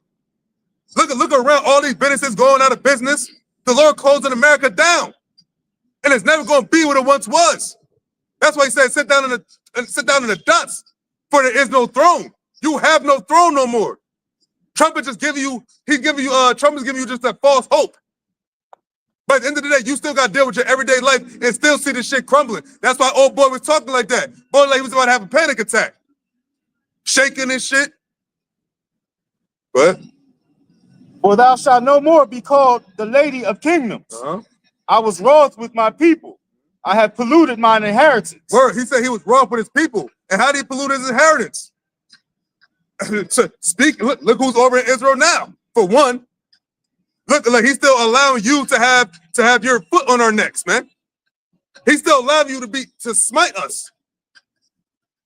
Because he said what? He was wroth with us. So that's why this is happening. But the Lord said what? Surely in my, I think he said, I'm roughly paraphrasing, but he said, surely in my anger, but then I will be merciful to you. So basically he's going to flip the script. In my anger, I chastise you, but in my same love for you, I'm going to redeem you. What? I was wroth with my people. I have polluted my inheritance and given them into thine hand. Given thee into thine hand. Oh, the chattel slavery, the Roman Empire, the Greek Empire, all the other empires you heathen, but mainly the daughter of Babylon, talk about right here in America, which is the worst of them all. The worst of them all. What? Thou didst show them no mercy. Upon the ancient hast thou very heavily laid thy yoke. Oh, he showed them no mercy. What's up? I'll take it. Y'all fuck with it. I'm sorry, read that again.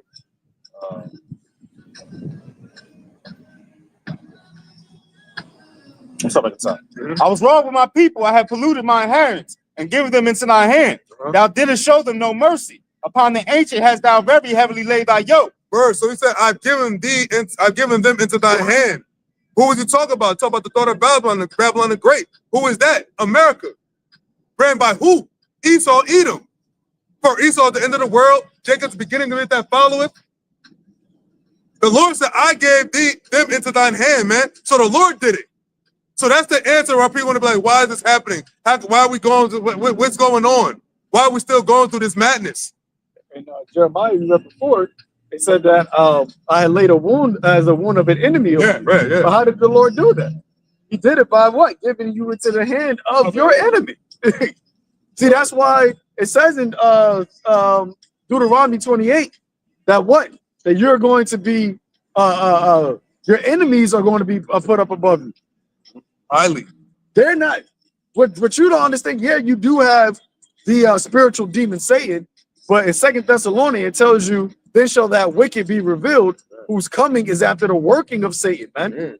There is a physical counterpart, a vessel on the earth, right? Or vessels on the earth that are doing the bidding of Satan, doing the bidding of the evil, of the wicked one. And those are in that mindset, their mindset is to always be adverse to you. When you read in the book of Sirach, it tells you that good is set against the evil and the godly against the sinner. Who is the man of sin? That is why if you read it here, it said you showed him no mercy. Would the man of sin, would the wicked show you any mercy? But instead of taking the heed of why he's not showing you no mercy, instead of realizing that, okay, that this is happening for a reason, I got to call upon my power to receive deliverance, you got our people going into the enemy and asking the enemy to show you mercy. You going into the enemy and asking the enemy, yo, how can we make amends? How can you stop and persecute me? How can we get a seat at the table? How can we get a seat at the table? The enemy is saying, nah, we want you destroyed. Word. You ain't no getting no seat here, man.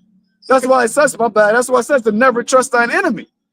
As his wicked, as an iron rusteth, so does his wickedness. It's only going to get worse. You never seen iron that rust just all of a sudden start to just be made whole again. Iron rust and it gets worse and worse and worse. So it's like, and first off, let's talk logic. here it is. You got all these other nations that got a seat at the table for Esau, in in a sense, right? If anybody should have a place at the table, it would have been Jake. Jake was here first. Jake built the shit. Jake would but you're not dealing with a logical ruler. You're not dealing with a righteous ruler. You're dealing with the actual son of perdition. You're dealing with the seed of the wicked. And you gotta remember how this story started. The story started with Esau trying to be doing some corruption, man. Even though after he did the dumb shit he did, but he still tried to be a conniving snake. He tried to get the birthright back. He actually went to eyes like nothing happened. When you look at how America was founded, who we learned about in school, Charles Darwin, right? Everybody learned about something about Charles Darwin. Do you not realize that the actual in philosophy that Charles Darwin was coming with was eugenics, was actually something to put you niggas in a position that you are by birth, by nature, are just lower than everybody else, lower than the Edomite. They said that your heads were smaller, so your brains were smaller. So therefore, your intellectual, level can never reach the height of an Edomite. But here we are. We're in your educational system, which was funded by the Rockefellers, by the way. They're telling you, Charles Darwin was a great man. They tell you that Andrew Hamilton, right? Or no, Andrew Jackson. He was against the elites. He was fighting, for the people. But this nigga, he hated the northern tribes. He was known for slaying the Gadites, man. Oh, Christopher Columbus. He was known for slaying the northern tribes over here. So all of the people that Esau esteemed as being great, as being somebody that you need to look toward as being a high level pinnacle of humanity, they hated you. Which go to show that who they align. That's who they agree with. Two cannot walk together unless they be agreed. Why do you think they puff up these motherfuckers, man? But don't worry. See, they're meeting their end. But you got to understand why. See, the thing about why, our people, they got to understand why you're going through this. That's why we're here. It's not just random. It's not like they just pick you out of a hat and let's go get them.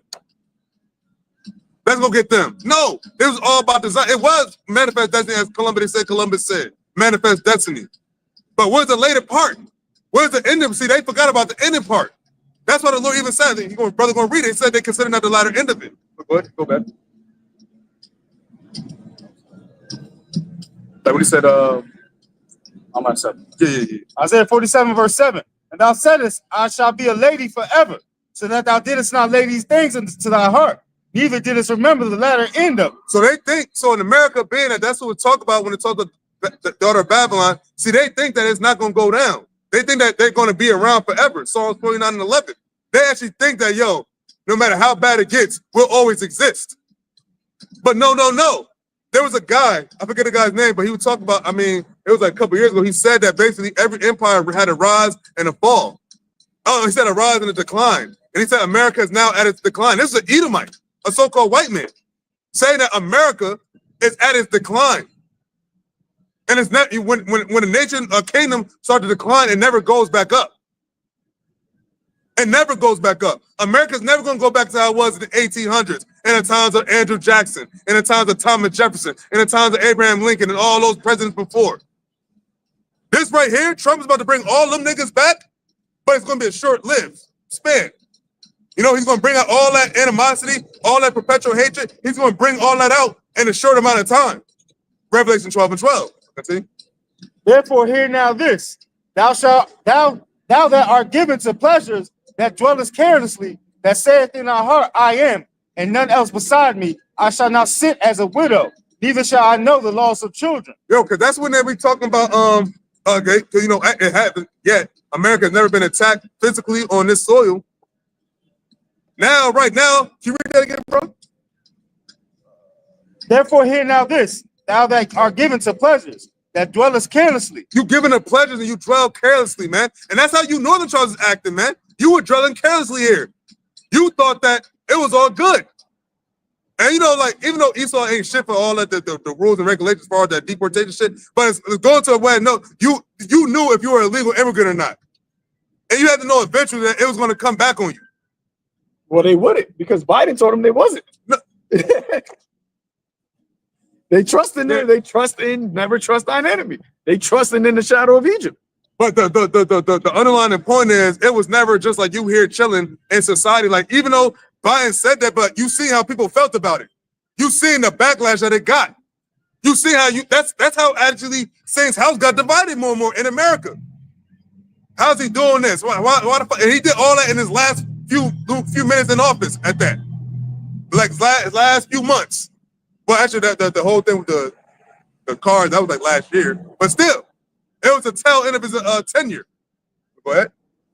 But these two things shall come to thee in a moment, in one day: the loss of children and widowhood. So when you think you got all these immigrants out, illegal immigrants out, once you get yourself, I'm talking about the elites, I'm talking about you higher up, not the regular Edomites. Once you get all this whole system in order, once you think you got it all, everything hooked and ready, once that comes, you will experience this. Go ahead.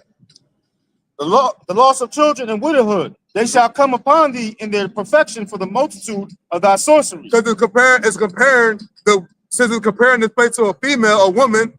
And a woman lose a child, man. Well, a real woman, when she lose her child, that's a sad moment. Widowhood. You lost your husband. And think about that. A woman, a true woman, wife, lose her husband and lose her children. And so you just experience all that. And what's it? One day, said? Yeah, a moment in one day. One woman, one day. You won't experience all of that. And that's them. And that's those. We gonna talk about they talk about the labor pains. Of like, you know, like the how you say it, the events that's happening, even though like it be sometimes where like you got Esau to be like, yo, you know what? Yeah, that was good. See, like Trump is a guy to keep that false sense of security up. But in the meantime, there's other things still happening. For instance, I'm pretty sure some Trump supporters in that plane in Virginia, he real nonchalant about it. They asked him, are you going to visit any of the families of the people that died in the accident? Yeah, maybe some. Huh? Hey, what you want me to swim? Yeah. No, that was a that one. Yeah, that was swimming. That was over the water. Yep, that one. Yep. Because the other one that just happened. What that yesterday just happened? He did. He said, "Yo, I don't know what you want to do," and you can see the proudness. You can see the haughtiness in this motherfucker, man. And that's what these bring into these. That's how he's making all these other Edomites feel. Remember, he's their face. He's their poster child of how they feel and how they want the narrative to go. This is how they want Esau to be. Bringing out those horns from the least to the greatest to the least. This is all set up by design. This the Heavenly Father's movie. He said, I will have the devil come upon you with great wrath. He controlling both sides. Our God, the Lord is a man of war. The Lord of hosts is his name. Go ahead. And for the great abundance of thine enchantments. The great abundance of thine enchantments, man. I mean, damn, you talk lab-grown sperm and eggs, man. That shit threw me. I've never seen that verbiage where it says you could customize your future children. What is this, NBA 2K2? I said 2K2. Is it NBA 2K? That's what they were talking about. Humans are now hackable. Yeah, right. Yeah. If you could customize somebody's the Lord said he created man from the dust. That's what the scripture says. Esau saying, oh, I can create you from a lab. Yeah. GMOs. It's like what they're doing is that they try that's why they call it what AI. It's artificial. At the end of the day, everything you're doing that's trying to be like the Most High, it's still just going to be artificial, and it's always going to be flawed. See, it's no flawed with the Heavenly Father how he set up. He said he created this, he created that. I seen that it was right. I created it, and there it came to pass. I declared it as right. Go ahead. Well, thou hast trusted in thy wickedness. Thou hast said, none seeth me. Thy wisdom and thy knowledge, it hath perverted thee. So it said, you trusted in your wickedness, and it what? Thou hast said, none seeth me. Thou said, none seeth me, man. All them secret meetings. Remember we talked about before a little ways back when Trump and Biden met up, and then after that, I believe right after that meeting Trump and them had privately, that's when Biden said to Ukraine that y'all can use those weapons that they said that you couldn't use when they first gave them to you. And then all this stuff started happening. The war got intensified, and then he started doing the whole thing with letting the migrants in. So you think about it, that's why the Lord said, measure the time diligently. Look at what's happening, and look at when it's happening. Oh, this whole World War thing, you think about it. In the course of 106 years, you've had 3 World Wars. Now that we're at the 3rd World War already. The First World War, 1919. Second War is in the 40s. And now 2020, you have World War III. That's why the Lord said the prosperity of the wicked is short. And now you about to get your system, that the technology as at your highest level, but that's when you go down. So that's why you have to continue, make your digital currency, make your crypto, make your AI. As more artificial you get, the more it's going to be, your downfall is real.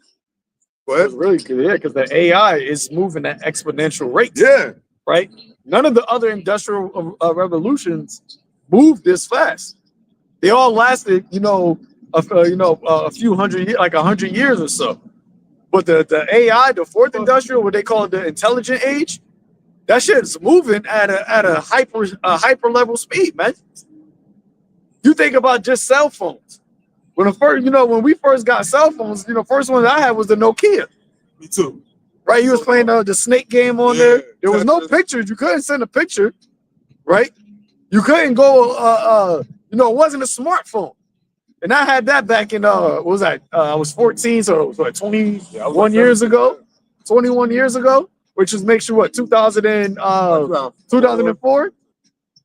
You think about just a phone from 2004 to now. You think about a TV. Back you had the flat screens, but they was like the big joints. Now you got TVs that are thin as hell. Computers.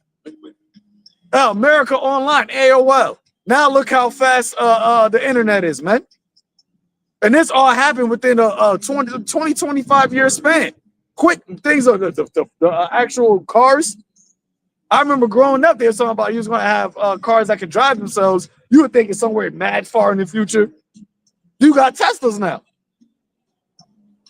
But that's how so if the technology, the AI and all those things are speeding quicker, are compounding in a speed of intelligence, then that's just only going to hyperdrive Esau coming into that digital system. See? And him coming into that digital system, that's not a system to where you can, pick and choose or decide whether or not you want to be in it. It's a system. It's like a train. You got to hop on this train, but the train not going to stop moving. You just got to jump on it. And a lot of people, because of how society is moving, they're going to think, I don't want to be left behind. So let me just hop on this train, and wherever it goes, I'm with everybody else. The scripture tells you, follow not a multitude to do evil. But that's what Esau is moving. Quickly, everybody to do evil, but he's packaging it as if it's beneficial for you. And you're not even going to have enough time to even really consider what is really going on. But that's why the Lord had the prophets out from the beginning to let you know, hey, this charagma, this thing right here, once this thing come out, don't take it. Yep. Continuing that, I've been reading this article you've done in some more verses in there. Verse 11, therefore shall evil come upon me. Thou shalt not know from whence it riseth, and mischief shall fall upon thee. Thou shalt not be able to put it off, and desolation shall come up upon thee suddenly, which thou shalt not know. That's right. So as time goes on, and you thinking you're going to get to your highest plateau, your technology, you're going to engraft it in a technical, you engraft it in the financial world, the medical world, and all retail world, and all that identification. But it says that in the meantime, all this you're still trying to do that, but in the meantime, you're still going down. It said you're not gonna know where it's coming from. It said mischief. And remember, the Lord said, "Do you deserve it?" And what's the main thing? Why are you deserving this? Why are you getting this? Why are you getting this ass whooping the Lord about to give you, Esau? Because what? You're affliction of my people. What you did to the children of Israel. Go ahead. Stand now with thine enchantments, and with the multitude of thy sorcery, wherein thou hast labored from thy youth. If so be, thou shalt be able to profit. If so be, thou mayest prevail. And the Lord is being funny because he's saying stand now with thy enchantments, but this as your enchantments are working less. That's stand with them and see if they basically deliver your ass. Hey, well, that's why they're doing the opening portals. Yeah. So see what? So stand with thine enchantments, and that's what they're doing. They have no choice. They're not spiritual. So they have to deal. They have to deal with everything that they've all this building up, this technology and all this shit.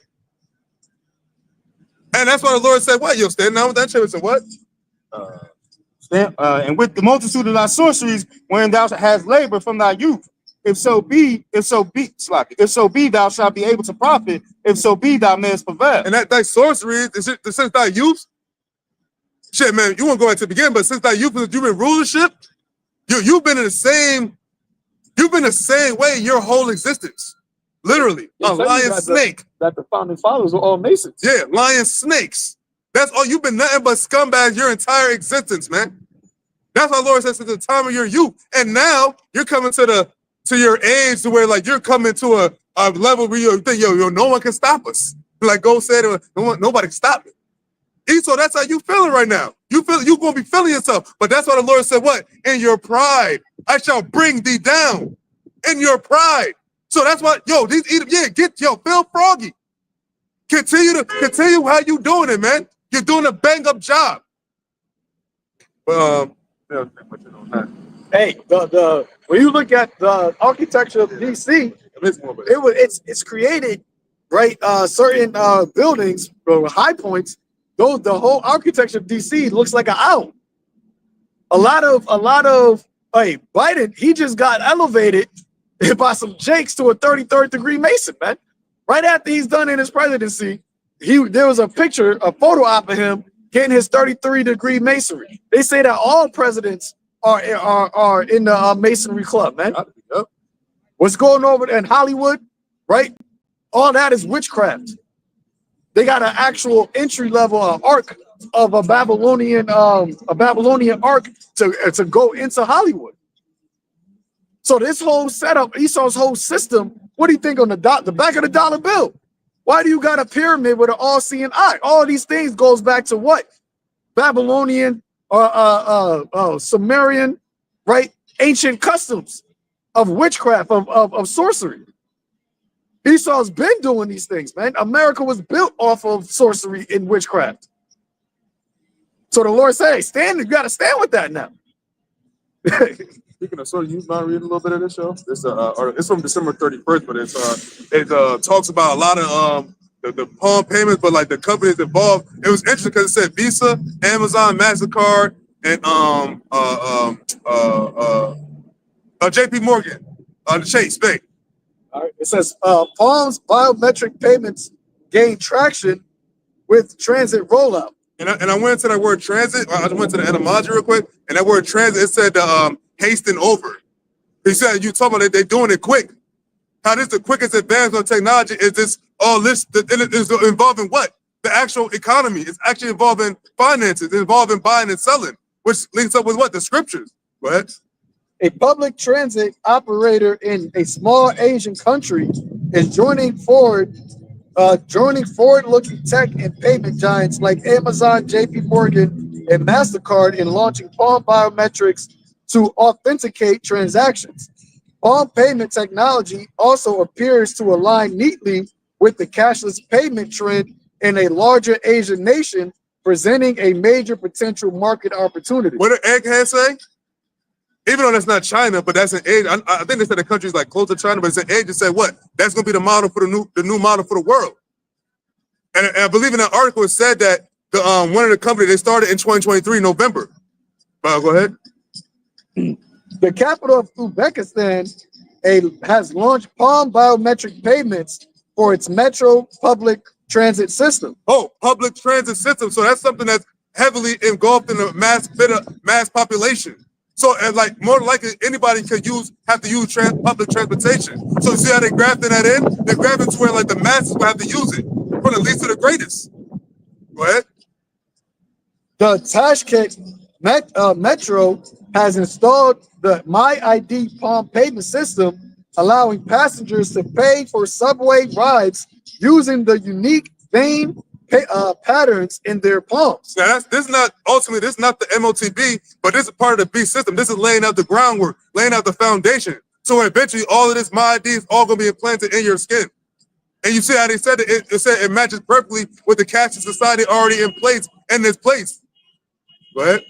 The MyID Palm scanner operates in 12 stations along the Chillinzard line from Almazar to Buyak, reports UZ Daily. Residents of Tashkent, a city of some 3 million, will need an ATTO transport card and a smartphone with the required app installed to use the MyID Palm scanners. Now, that's a very interesting line because it's basically saying that, well, it's not mandatory, but they're basically saying that if you do it like this, it will be easier for you. And that's how they're going to do with everybody. You could have, with a Metro card and like something like that you could hold, but then it's like, nah, an app on your phone instead, which means what? You have to have a smartphone. You have to have some kind of electronic device that's compatible with this system, which is what everybody pretty much has now, because I think pretty much now everybody has a smartphone for the most part. Go ahead. Announced by Use Infocom, the system was developed by local specialists in collaboration with the ATTO payment service, Octobank, and the Central Asian Republic's Ministry of Transport. Following a test, so like I skipped the part, but following a test period, the plan is to expand the system to all Tashkent metro stations. In addition, MyID Palm features is expected to be integrated into the Octobank mobile app, allowing users to connect any bank card for metro fare payments. So see, payments. What they focus on? What payments? They got these some of these medical facilities cashless payments. So they're getting you used to paying without cash and using your phone or something in your hand it's not cash, but like something digital in your hand. Go ahead. In addition, MyID Palm feature is expected to be integrated. No, that's right there. It says, Malaysia potentially exploring Palm payments. While Palm payment is not yet launched in Malaysia, and OPED explores the potential for its use in the Southeast Asian country, especially as it expands biometric and digital banking usage. So they're making it seem like, it's not here yet, but come on now. Obviously, eventually, they're going to get just in line with it, and it's going to be that. And you know what's interesting about these countries? These are not so-called first world countries. So why do they got this type of technology there? Right. Because just like with the whole beast that Gates of Hell was speaking about, a lot of those V's are initially used in so-called Hamite or so-called African communities, because they test them out in these countries, because nobody's paying attention to Malaysia, right? Nobody's saying, oh, what's going on over there in these underdeveloped countries. You're not getting a lot of media press that's happening over there in Uzbekistan or Malaysia globally. So they test these things out amongst these people to see how it actually operates, see how it was going, like how the society works with it, and then they gonna bring it over to you niggas. That's why when when Babylon institutes or mandates the MOTB, it's not gonna be a pilot program of, we got to see how it works and everything. This is right here. They gonna say, oh yeah, now we already got it mapped out. We know how it works. Right. We see how we done did the research. That's why he said that. No man seeth me. But when they do these secret things, because they're doing it in places that don't really get exposure like that. Yeah, that's all about that, like that. Then they pay off the governments over there because they're poor.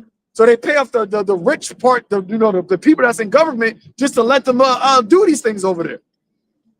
And a lot of these Hamite countries, a lot of the corrupt, even with the Ghana, where it's a lot of Jake that is there, but the leaders over there are corrupt.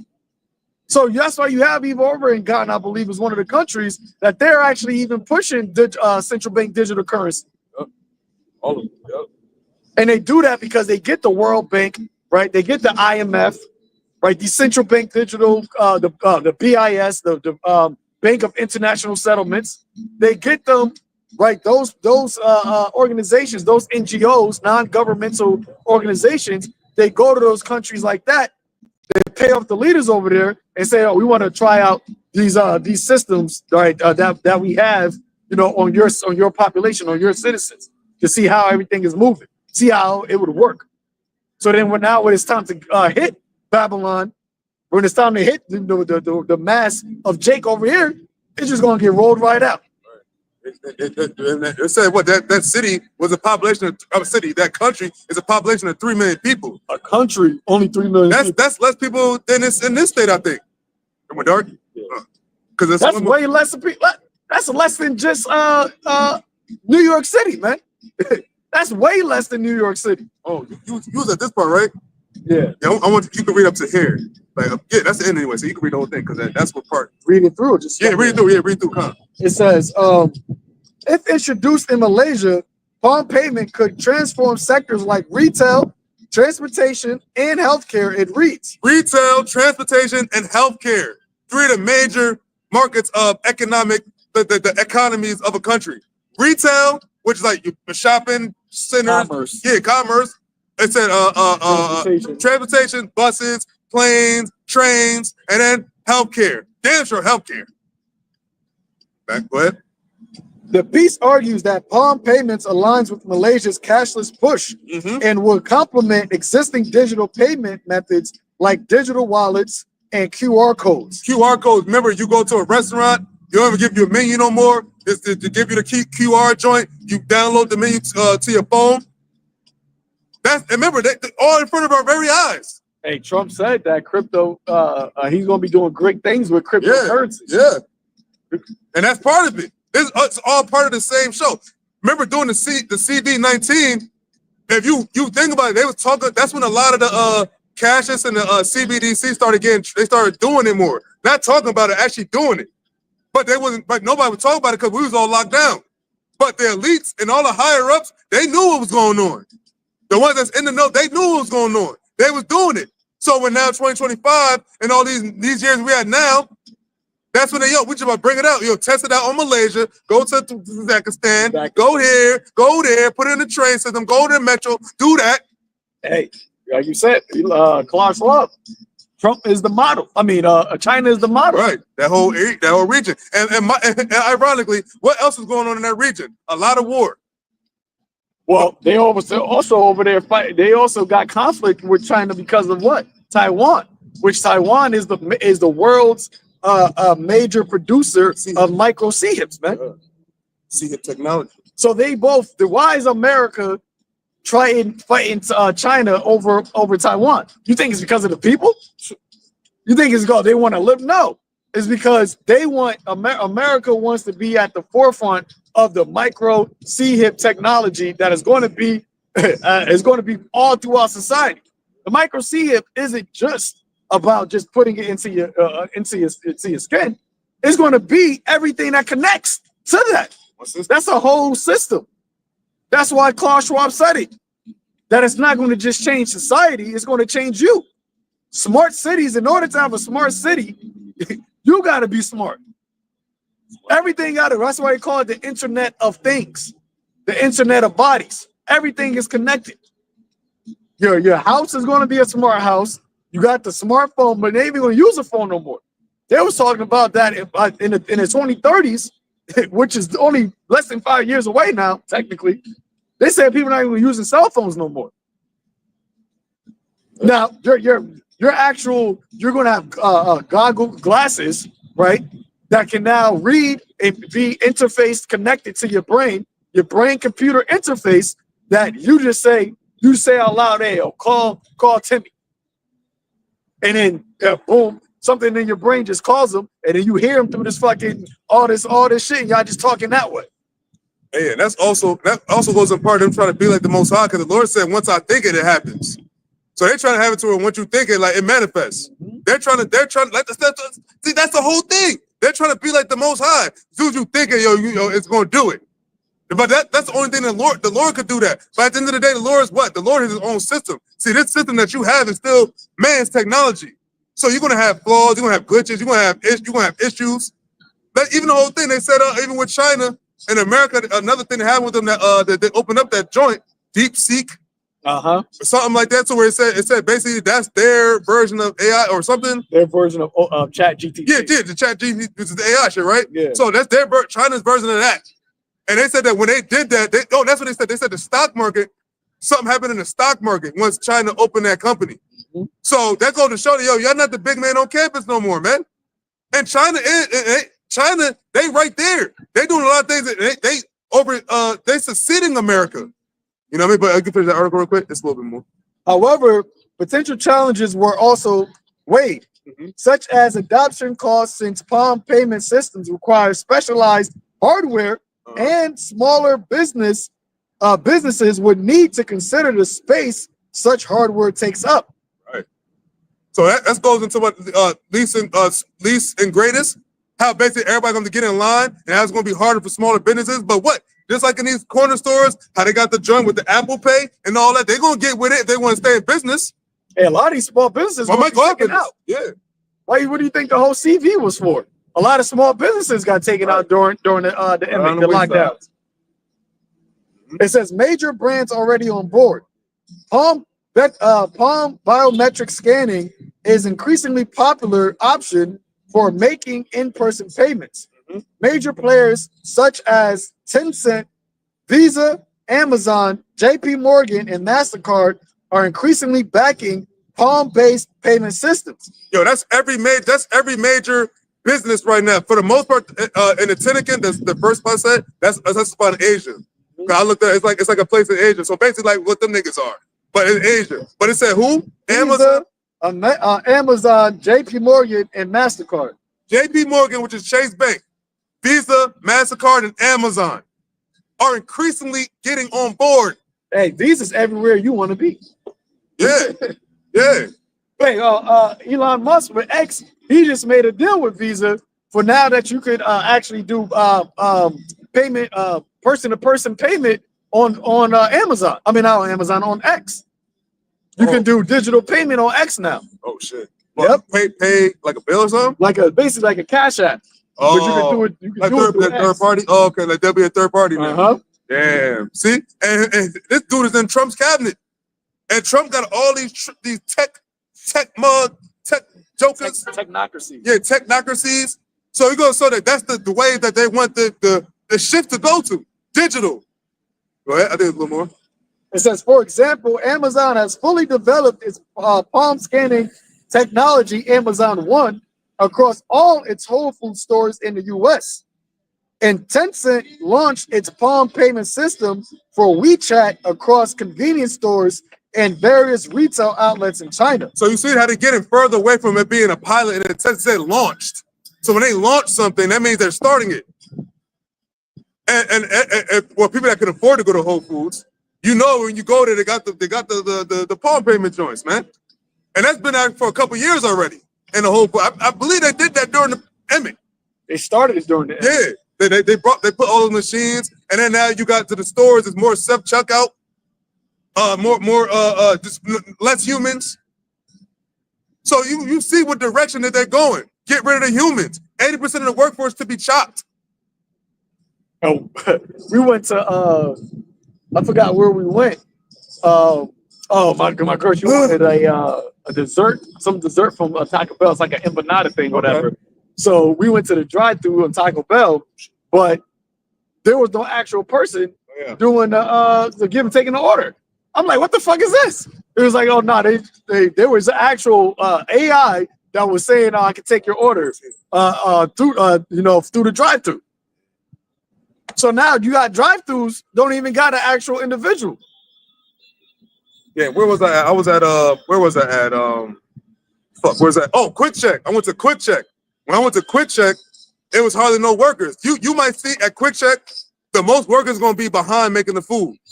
We might have 2 or 3 people back there, but as far as like cashiers, or because Quick Check's not that big, but like you'll have like 2 people working. And usually, where are people mostly at? The car only payments and the self checkout. And they have more, and now 7-Eleven got self checkout.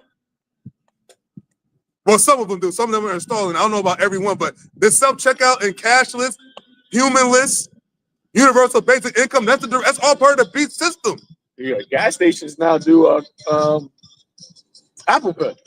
Yeah. Oh, yeah, the Apple Pay. The Apple Pay got real big during the emic, man. Because people don't carry cash no more. Because it's not that people don't like cash or whatever. It's the fact of the cash, the system, they're trying to veer away from that.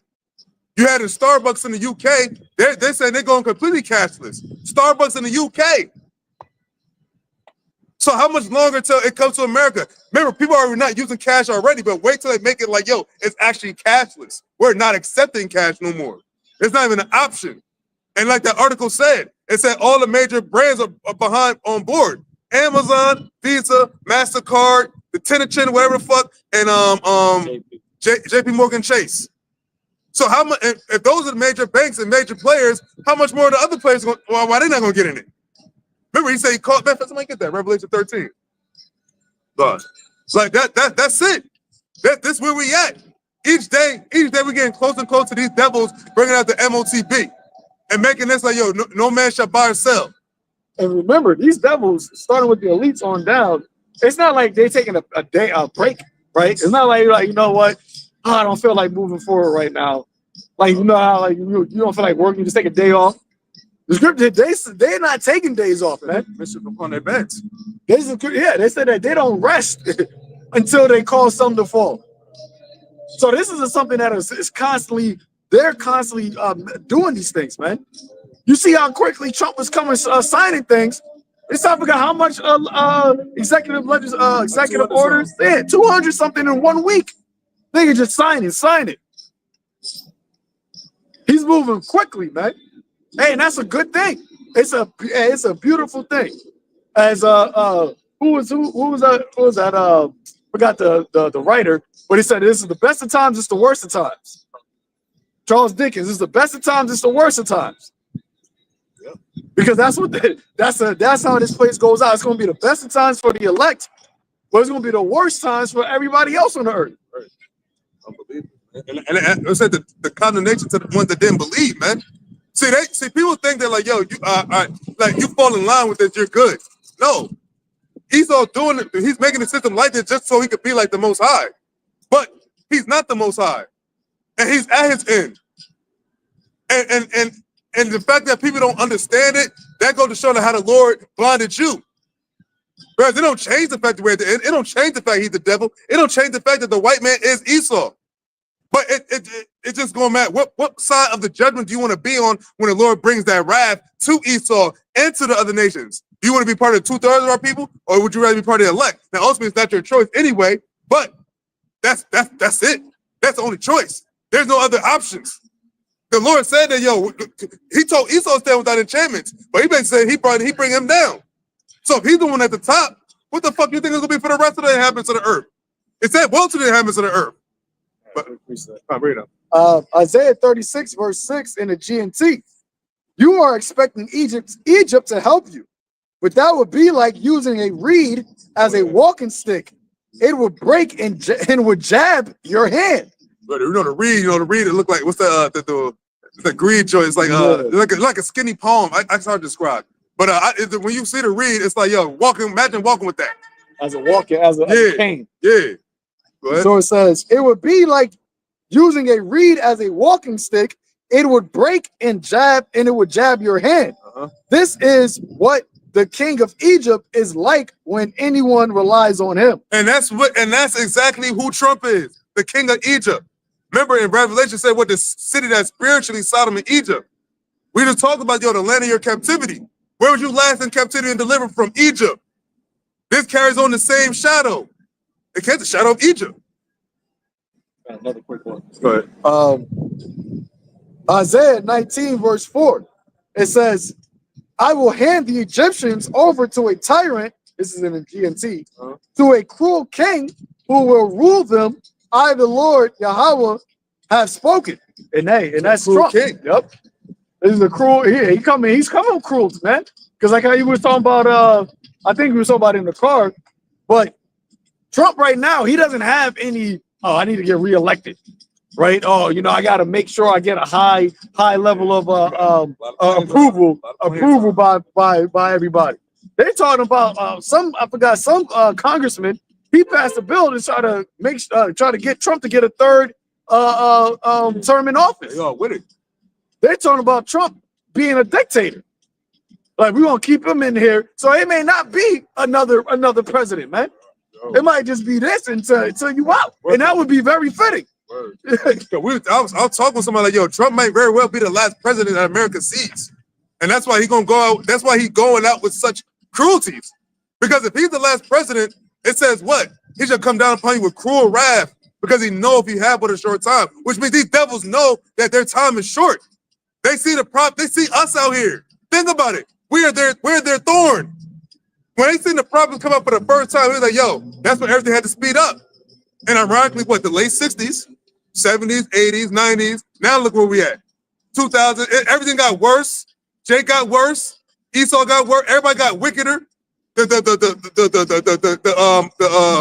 folly was set in great dignity more and more every day. And at least we're getting exposed more too. Yeah, that too. People weren't talking about the Illuminati and the secret cabal. People weren't speaking against the Amalekites, telling them that they're the Amalekites. Nobody was speaking about Esau, Edom.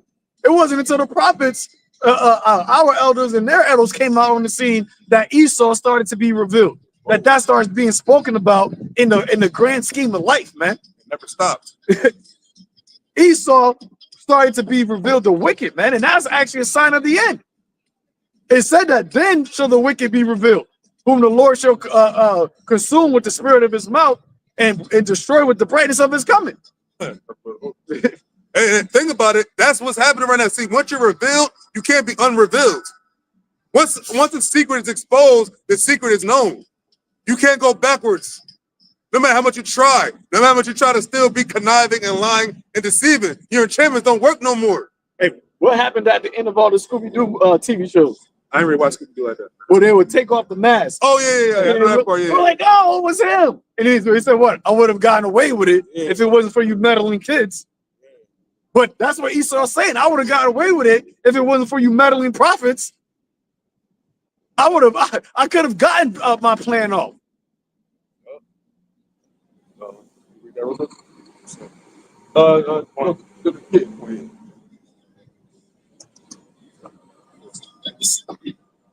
And deceiveth them that dwell on the earth by the means of those miracles which he had power to do in the sight of the beast, saying to them that dwell on the earth. Oh, it's like Revelations 13 and 13. And he doeth great wonders, so that he maketh fire come down from heaven on the earth in the sight of men, and deceiveth them that dwell on the earth by the means of those miracles which he had power to do in the sight of the beast. And that's all part, yo. His technology, because like you think about it, I think we talked a little ways back. Like when you think about like actual like Esau's technology, because we talk about like in this age of Esau's rulership, this is the technology got the most advanced. You know, all this shit. Like, Nah, there was a my bad. There was a quote that some person said. I seen it at my job, and it said that well advanced technology is indistinguishable from magic. And that's exactly what Esau is doing, man. Yo, this AI shit is a perfect. Yo, this AI shit. Yo, it's on Instagram, but it's like it looked real. But like with the AI, they said the only thing with AI, you can always tell it's fake, but it looks real enough to where it's very impressive. But they said it's like with AI, they said it's like something with like something as far as the time and release that like it's something a little off because it's fake. But they were showing people like hand wrestling each other. Like they showed like Michael Jackson and Prince arm wrestling each other, but the shit looked real as hell. And I was like, oh shit, like, you know what I mean? So like those wonders that Esau doing the technology, the cryptocurrency, everything where you ain't gotta be there, and like the FaceTiming and all this shit, texting, all of this stuff that he been doing this for years. Those great wonders, people like, yo, like to see, like, yo, man, you something. You gotta think about it. If you during the time of John, if you told John, they're like, yo, I can talk to somebody in Babylon right now. Right? Let's not even say on the other side of the world. Right. If you on the Isle of Patmos, yo, I can talk to somebody that's in the Judea right now. They were like, what are you talking about? Yo, your family over there? Yo, I got this thing. I'm gonna go talk to them. They don't look at a phone as magic. Yeah. They don't look at it as a miracle. Loki is. Like in that sense, yeah. Yeah. But now when you even go even further what Esau is doing, now Esau is saying, wait, I can tap into certain things to expand your life. I can actually give you immortality. I can cure you're blind. Oh, you don't gotta pray to the God. You don't gotta pray to the God of heaven. I got technology. I got nanotechnology that can actually give you your sight back. Oh, you're a quadriplegic. You don't gotta pray for healing. You don't gotta have faith in the Lord. I got this brain computer interface that can actually make you walk again. So everybody in the world, they're looking at the Esau's technology as miracles, man. Right. They're saying, oh, this is miracles. This is an actual miracle. Technology is a miracle. And the stuff we have now, like the telephone and all that, when it first came out, it was looked at as like crazy. Like the what's the shit what's that shit called? I'm sure you might know. What's the shit joints called? Like back in the day, like when you press this shit, what was that, Morse code? Morse code? That's what the like military. No, well, not Morse code. What was the shit like you press this and it was like you were sending off to people? Oh, I guess you're talking about Morse code. Oh, it's Morse code. Yeah, shit like that. And on the TV, like when all the radios all this came out, it was like, yo, that's the next best thing. Because you wasn't in the building, but you could hear like a fight, like a boxing match or a sports event. You weren't there, but you could hear them commentating on it. And all Esau is doing, in order to do that, you're actually sending radio frequency waves through the air. So you're when you look at technology and the ability to like transmit information, you are tapping into a very how do I say elementary level of being able to manipulate the radio waves that are in the air. Because we're talking right now where brothers could be all the way across the world and they can hear us speak. That's the voices that we're speaking into this phone. This phone has a connection to the satellite. That satellite that's in the sky is sending those through the frequency back from this phone to their phones all the way on the other side of wherever they're at. Word. we were talking about me and his brother right here. We talk about when we was watching the TV. He was like, "Yo, we're so used to TV, but you gotta imagine like what you said is like, yo, it's mad wires till we could watch something in a whole other state or a whole other country, like televised events. Like you're watching something that's happening at the present time, but you're not there, but you're able to see it from a bunch of wires being put in a bunch of shit." And what is he doing? What did he do with those wires? Because back in the day, you had mad wires, right? Yeah. It'd be a big ass box. Yeah. But what he's doing, he's making it smaller and smaller and smaller. Yeah. Microsoft, right? That's what Bill Gates is on, Microsoft. So that micro is small. The soft is the software. That is now becoming smaller and smaller to where he's saying, oh, we can just have everything connected if we just put this Microsoft where inside of you. Fire stick. A smaller Oh, fire stick. yeah. Oh yeah, like a remote. Yeah. Fire stick. Go down 15. And he had power to give life unto the image of the beast, that the image of the beast should both speak and cause that as many as would not worship the image of the beast should be killed. And that's that great persecution coming too, yo. What it said, why don't you want, why is he going to be killing people because they don't worship the beast? Because they're not complying with his system. The same thing they did in a sense with the V, even though they wasn't killing, well, they actually were killing people. But as far as like not getting it, what would happen? Oh, they were threatening your job. Oh, you couldn't go to certain places. You couldn't go to certain venues. So in a sense, they was killing. They would kill what? Kill your connection to society. Yeah, your livelihood. They're killing your connection to society. And that's what we're gonna do ultimately once we bring out the MOTB to the masses. If you don't have this, you can't buy or sell. What the fuck else is the point of being here? What else you couldn't do in America if you're not buying and selling? You can't just be living off the grid and just be chilling. You still have to have the commerce. We were talking about in Baby Boy, he said what? Oh, everything's about transaction. Commerce, nigga. That's what this is about, buying and selling. That's Esau's kingdom. It's buying and selling. There's no like they don't like you, he don't want you living off the land. He don't want you growing your own shit. He don't want you having no kind of thing so you don't have to rely on him at all. And that's what when they came down upon Jerusalem in 70 AD, the siege of Jerusalem, before they actually ran in there, they besieged it, right? They surrounded it and cut off the water supply. Guess what? A lot of Israelites died during that time, but the actual Romans didn't kill nobody. But they actually separated them from a source of importance and central, aka water. So a lot of people died. So same thing with the brother is saying when they said that don't worship the beast should be killed. it may not, Esau, that's not gonna just busting through your door, and it's going to do to some people, but it's not like gonna just be a whole system of government, or you don't got the blah, blah, blah, it's going to start. Nah, it's gonna be, hey, you don't want to be a part of society. Okay, well, you can't buy or sell, you can't eat. We ain't gonna kill you. You doing it to yourself. Right. With Xerxes, all you have to do is bow. Just bow, basically comply. But he said, what? It's just some of you that should not bow to Baal. Because the elect are not going to bow and cower to these devils, man. No matter how bad it gets. And that's what we hope for the spirit of YAHAWASHI to stay strong on us in that time, man. Because that time is approaching closer and closer and faster and more tense. You look what's happening over there in California. There were Jakes up in there. Not the Hollywood, but the other part, they said that was a lot of Jake neighborhoods, man. At Philadelphia, I don't know in North Philadelphia if there's more Jake or not, but I know that was Jake because I heard talking. You said which one of your brothers said they were Jake? So with all this, in the midst of all this shit, and remember you still got all that 15-minute city they want to do. Oh yeah, but I say in LA, they said they trying to have that up by 2028. Oh, and they said that with the Cali fires, that they said that not the rich people, but the people that weren't rich, they said as they were trying to come back, they were saying that they weren't allowed to come back to get shit from their crib. So why is that? They cooking up something. But continue that. And he calls it all, both small and great, rich and poor, free and bond, to receive a mark in their right hand or in their foreheads, and that no man might buy or sell, save he that had the mark or the name of the beast or the number of his name. So when they come in with the global reset, so as they're continuing to like hammer this current system, this current way of life, how they doing it, they're going to keep hammering and hammering until there's no more. That's why everything is the hyperinflation, all that, the prices going up. That's going to continue until there's no more. But they can't just change it. They have to do it to where like, yo, this system is no more good. But who's the one making it no more good? It's them. And now, since they're not making it no more good, it's making it worse and worse. They're like, we got this new system on board.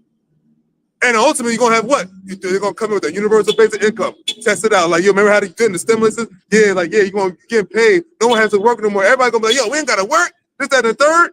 They're going to forget about this. This is same con man. The same con man have been conning you for centuries. And you still think he's going to be at his end? He's going to be nice to you? If they come into where it's saying, yo, you don't have to work no more, but you still get paid, that's not going to trigger something? Elon Musk said 80% of the workforce to be slashed. Slashed.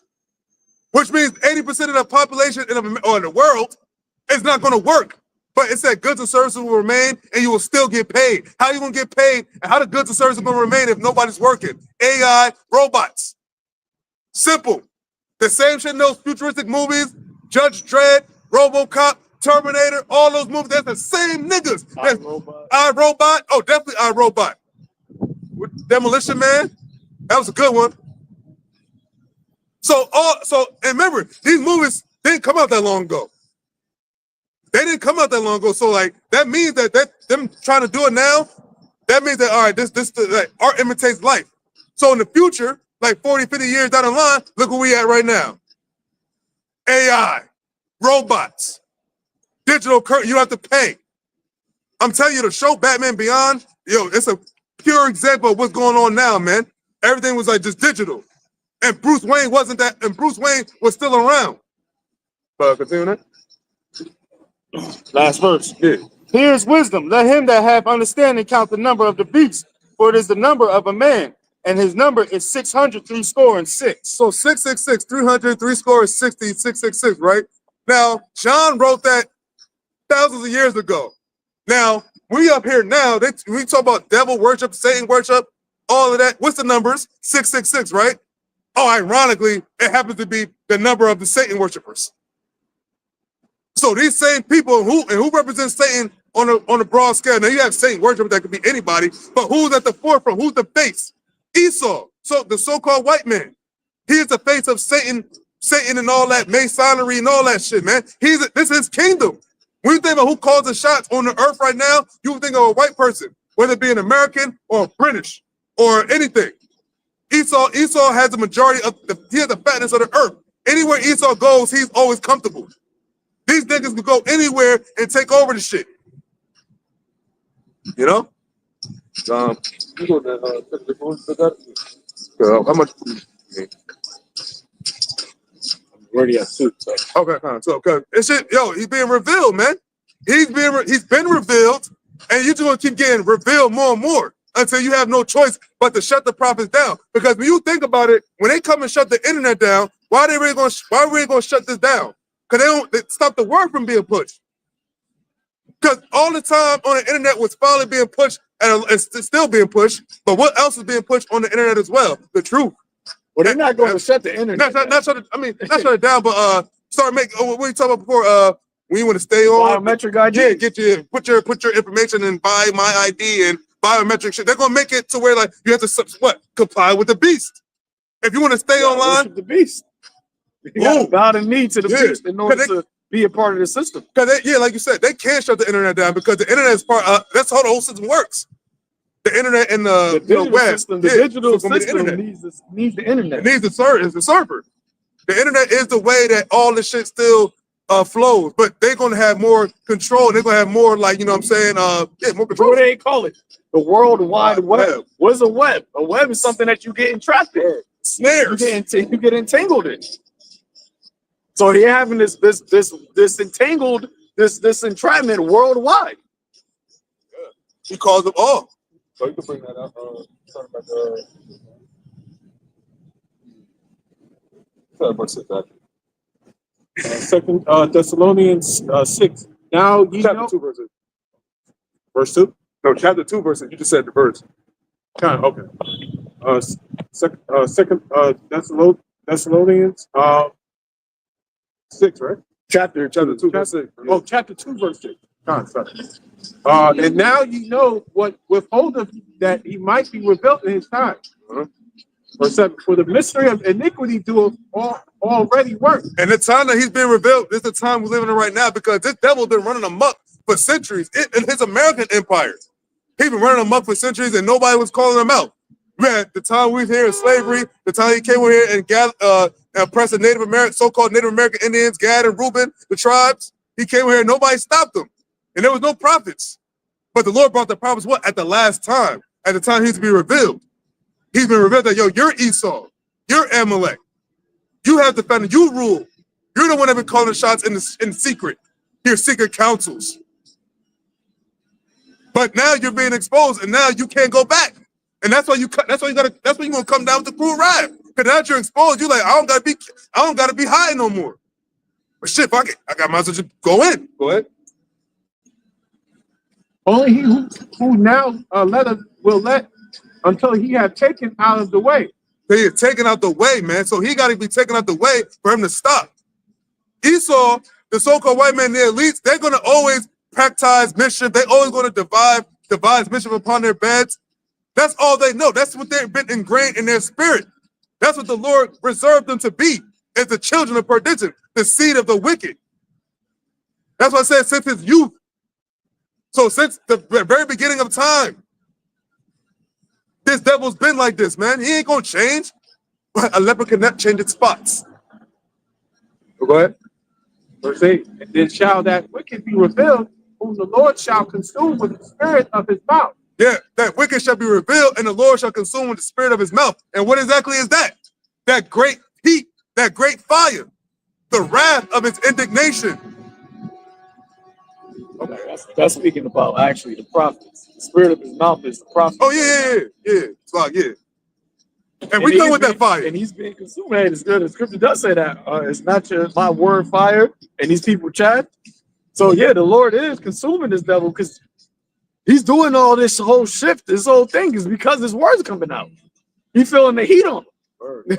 And it said in book of Hebrews, it said that angels are ministering spirits of fire. Now we're not the actual angels in a sense, but we're angels as the messengers because we're the ones that reveal him or have revealed him. But he's still gonna get that work. Well, that's the second part. Yeah. The brightness of his coming. And shall destroy with the brightness of his coming. The brightness of his coming. So when YAHAWASHI returns to the earth, when he comes back, plants himself back on the earth, he's gonna be coming hot and heavy. And when they see him, they're gonna be like, oh damn, we're fucked. And that's gonna be the flow for everybody that was scoffing, Even talking about our own people that were scoffing, the people that paid it no mind, that thought it was a joke, that thought, yo, man, they thought, yo, the evil day should not come. The ones that asked, yo, speaking to smooth words, the ones that said, yo, man, how could you believe something like that, so crazy like that? You could be doing this, that, and the third. I remember the brother, South Carolina, he did a video, some bitch was talking about, don't you Israelites, when something happens, everybody want to be an Israelite. And then don't you have something better to do? And he's like, no, we don't. What else is better there to do? Everything that people in this world talk about in this world is all going to shit. This is the only thing that has been able to withstand the test of time, the test of adversity. The truth still stands strong. You talk about, you're a Lord and you can travel anywhere you want. Okay, and soon enough, you want to be one of them planes that crash? Because that seems to be the rhetoric what's going on right now. Let a couple more of these crashes happen. Let's see how much more you want to travel and do all that shit. What? Even him who's coming is after the working of Satan with all power and signs and lying wonders. Mm-hmm. The workings of Satan after Satan. With what was that? Warren Powers? What's that, Papa? With all power and signs and lying wonders. Yo, and that's what we seeing right now. His new system he's trying to bring, that is gonna be something crazy. It's gonna seem like, because remember, the generation coming up now, that's like youngins now, they're gonna be engulfed in this. And that's what they want. That's what they want. Everybody, we want people that's not gonna resist. We want people that's not gonna we want people that's all they know is this. But that's why the Lord got to come back, because soon or later we get older, we'll die. The apostles, they're old right now. They're like in their 60s, 70s.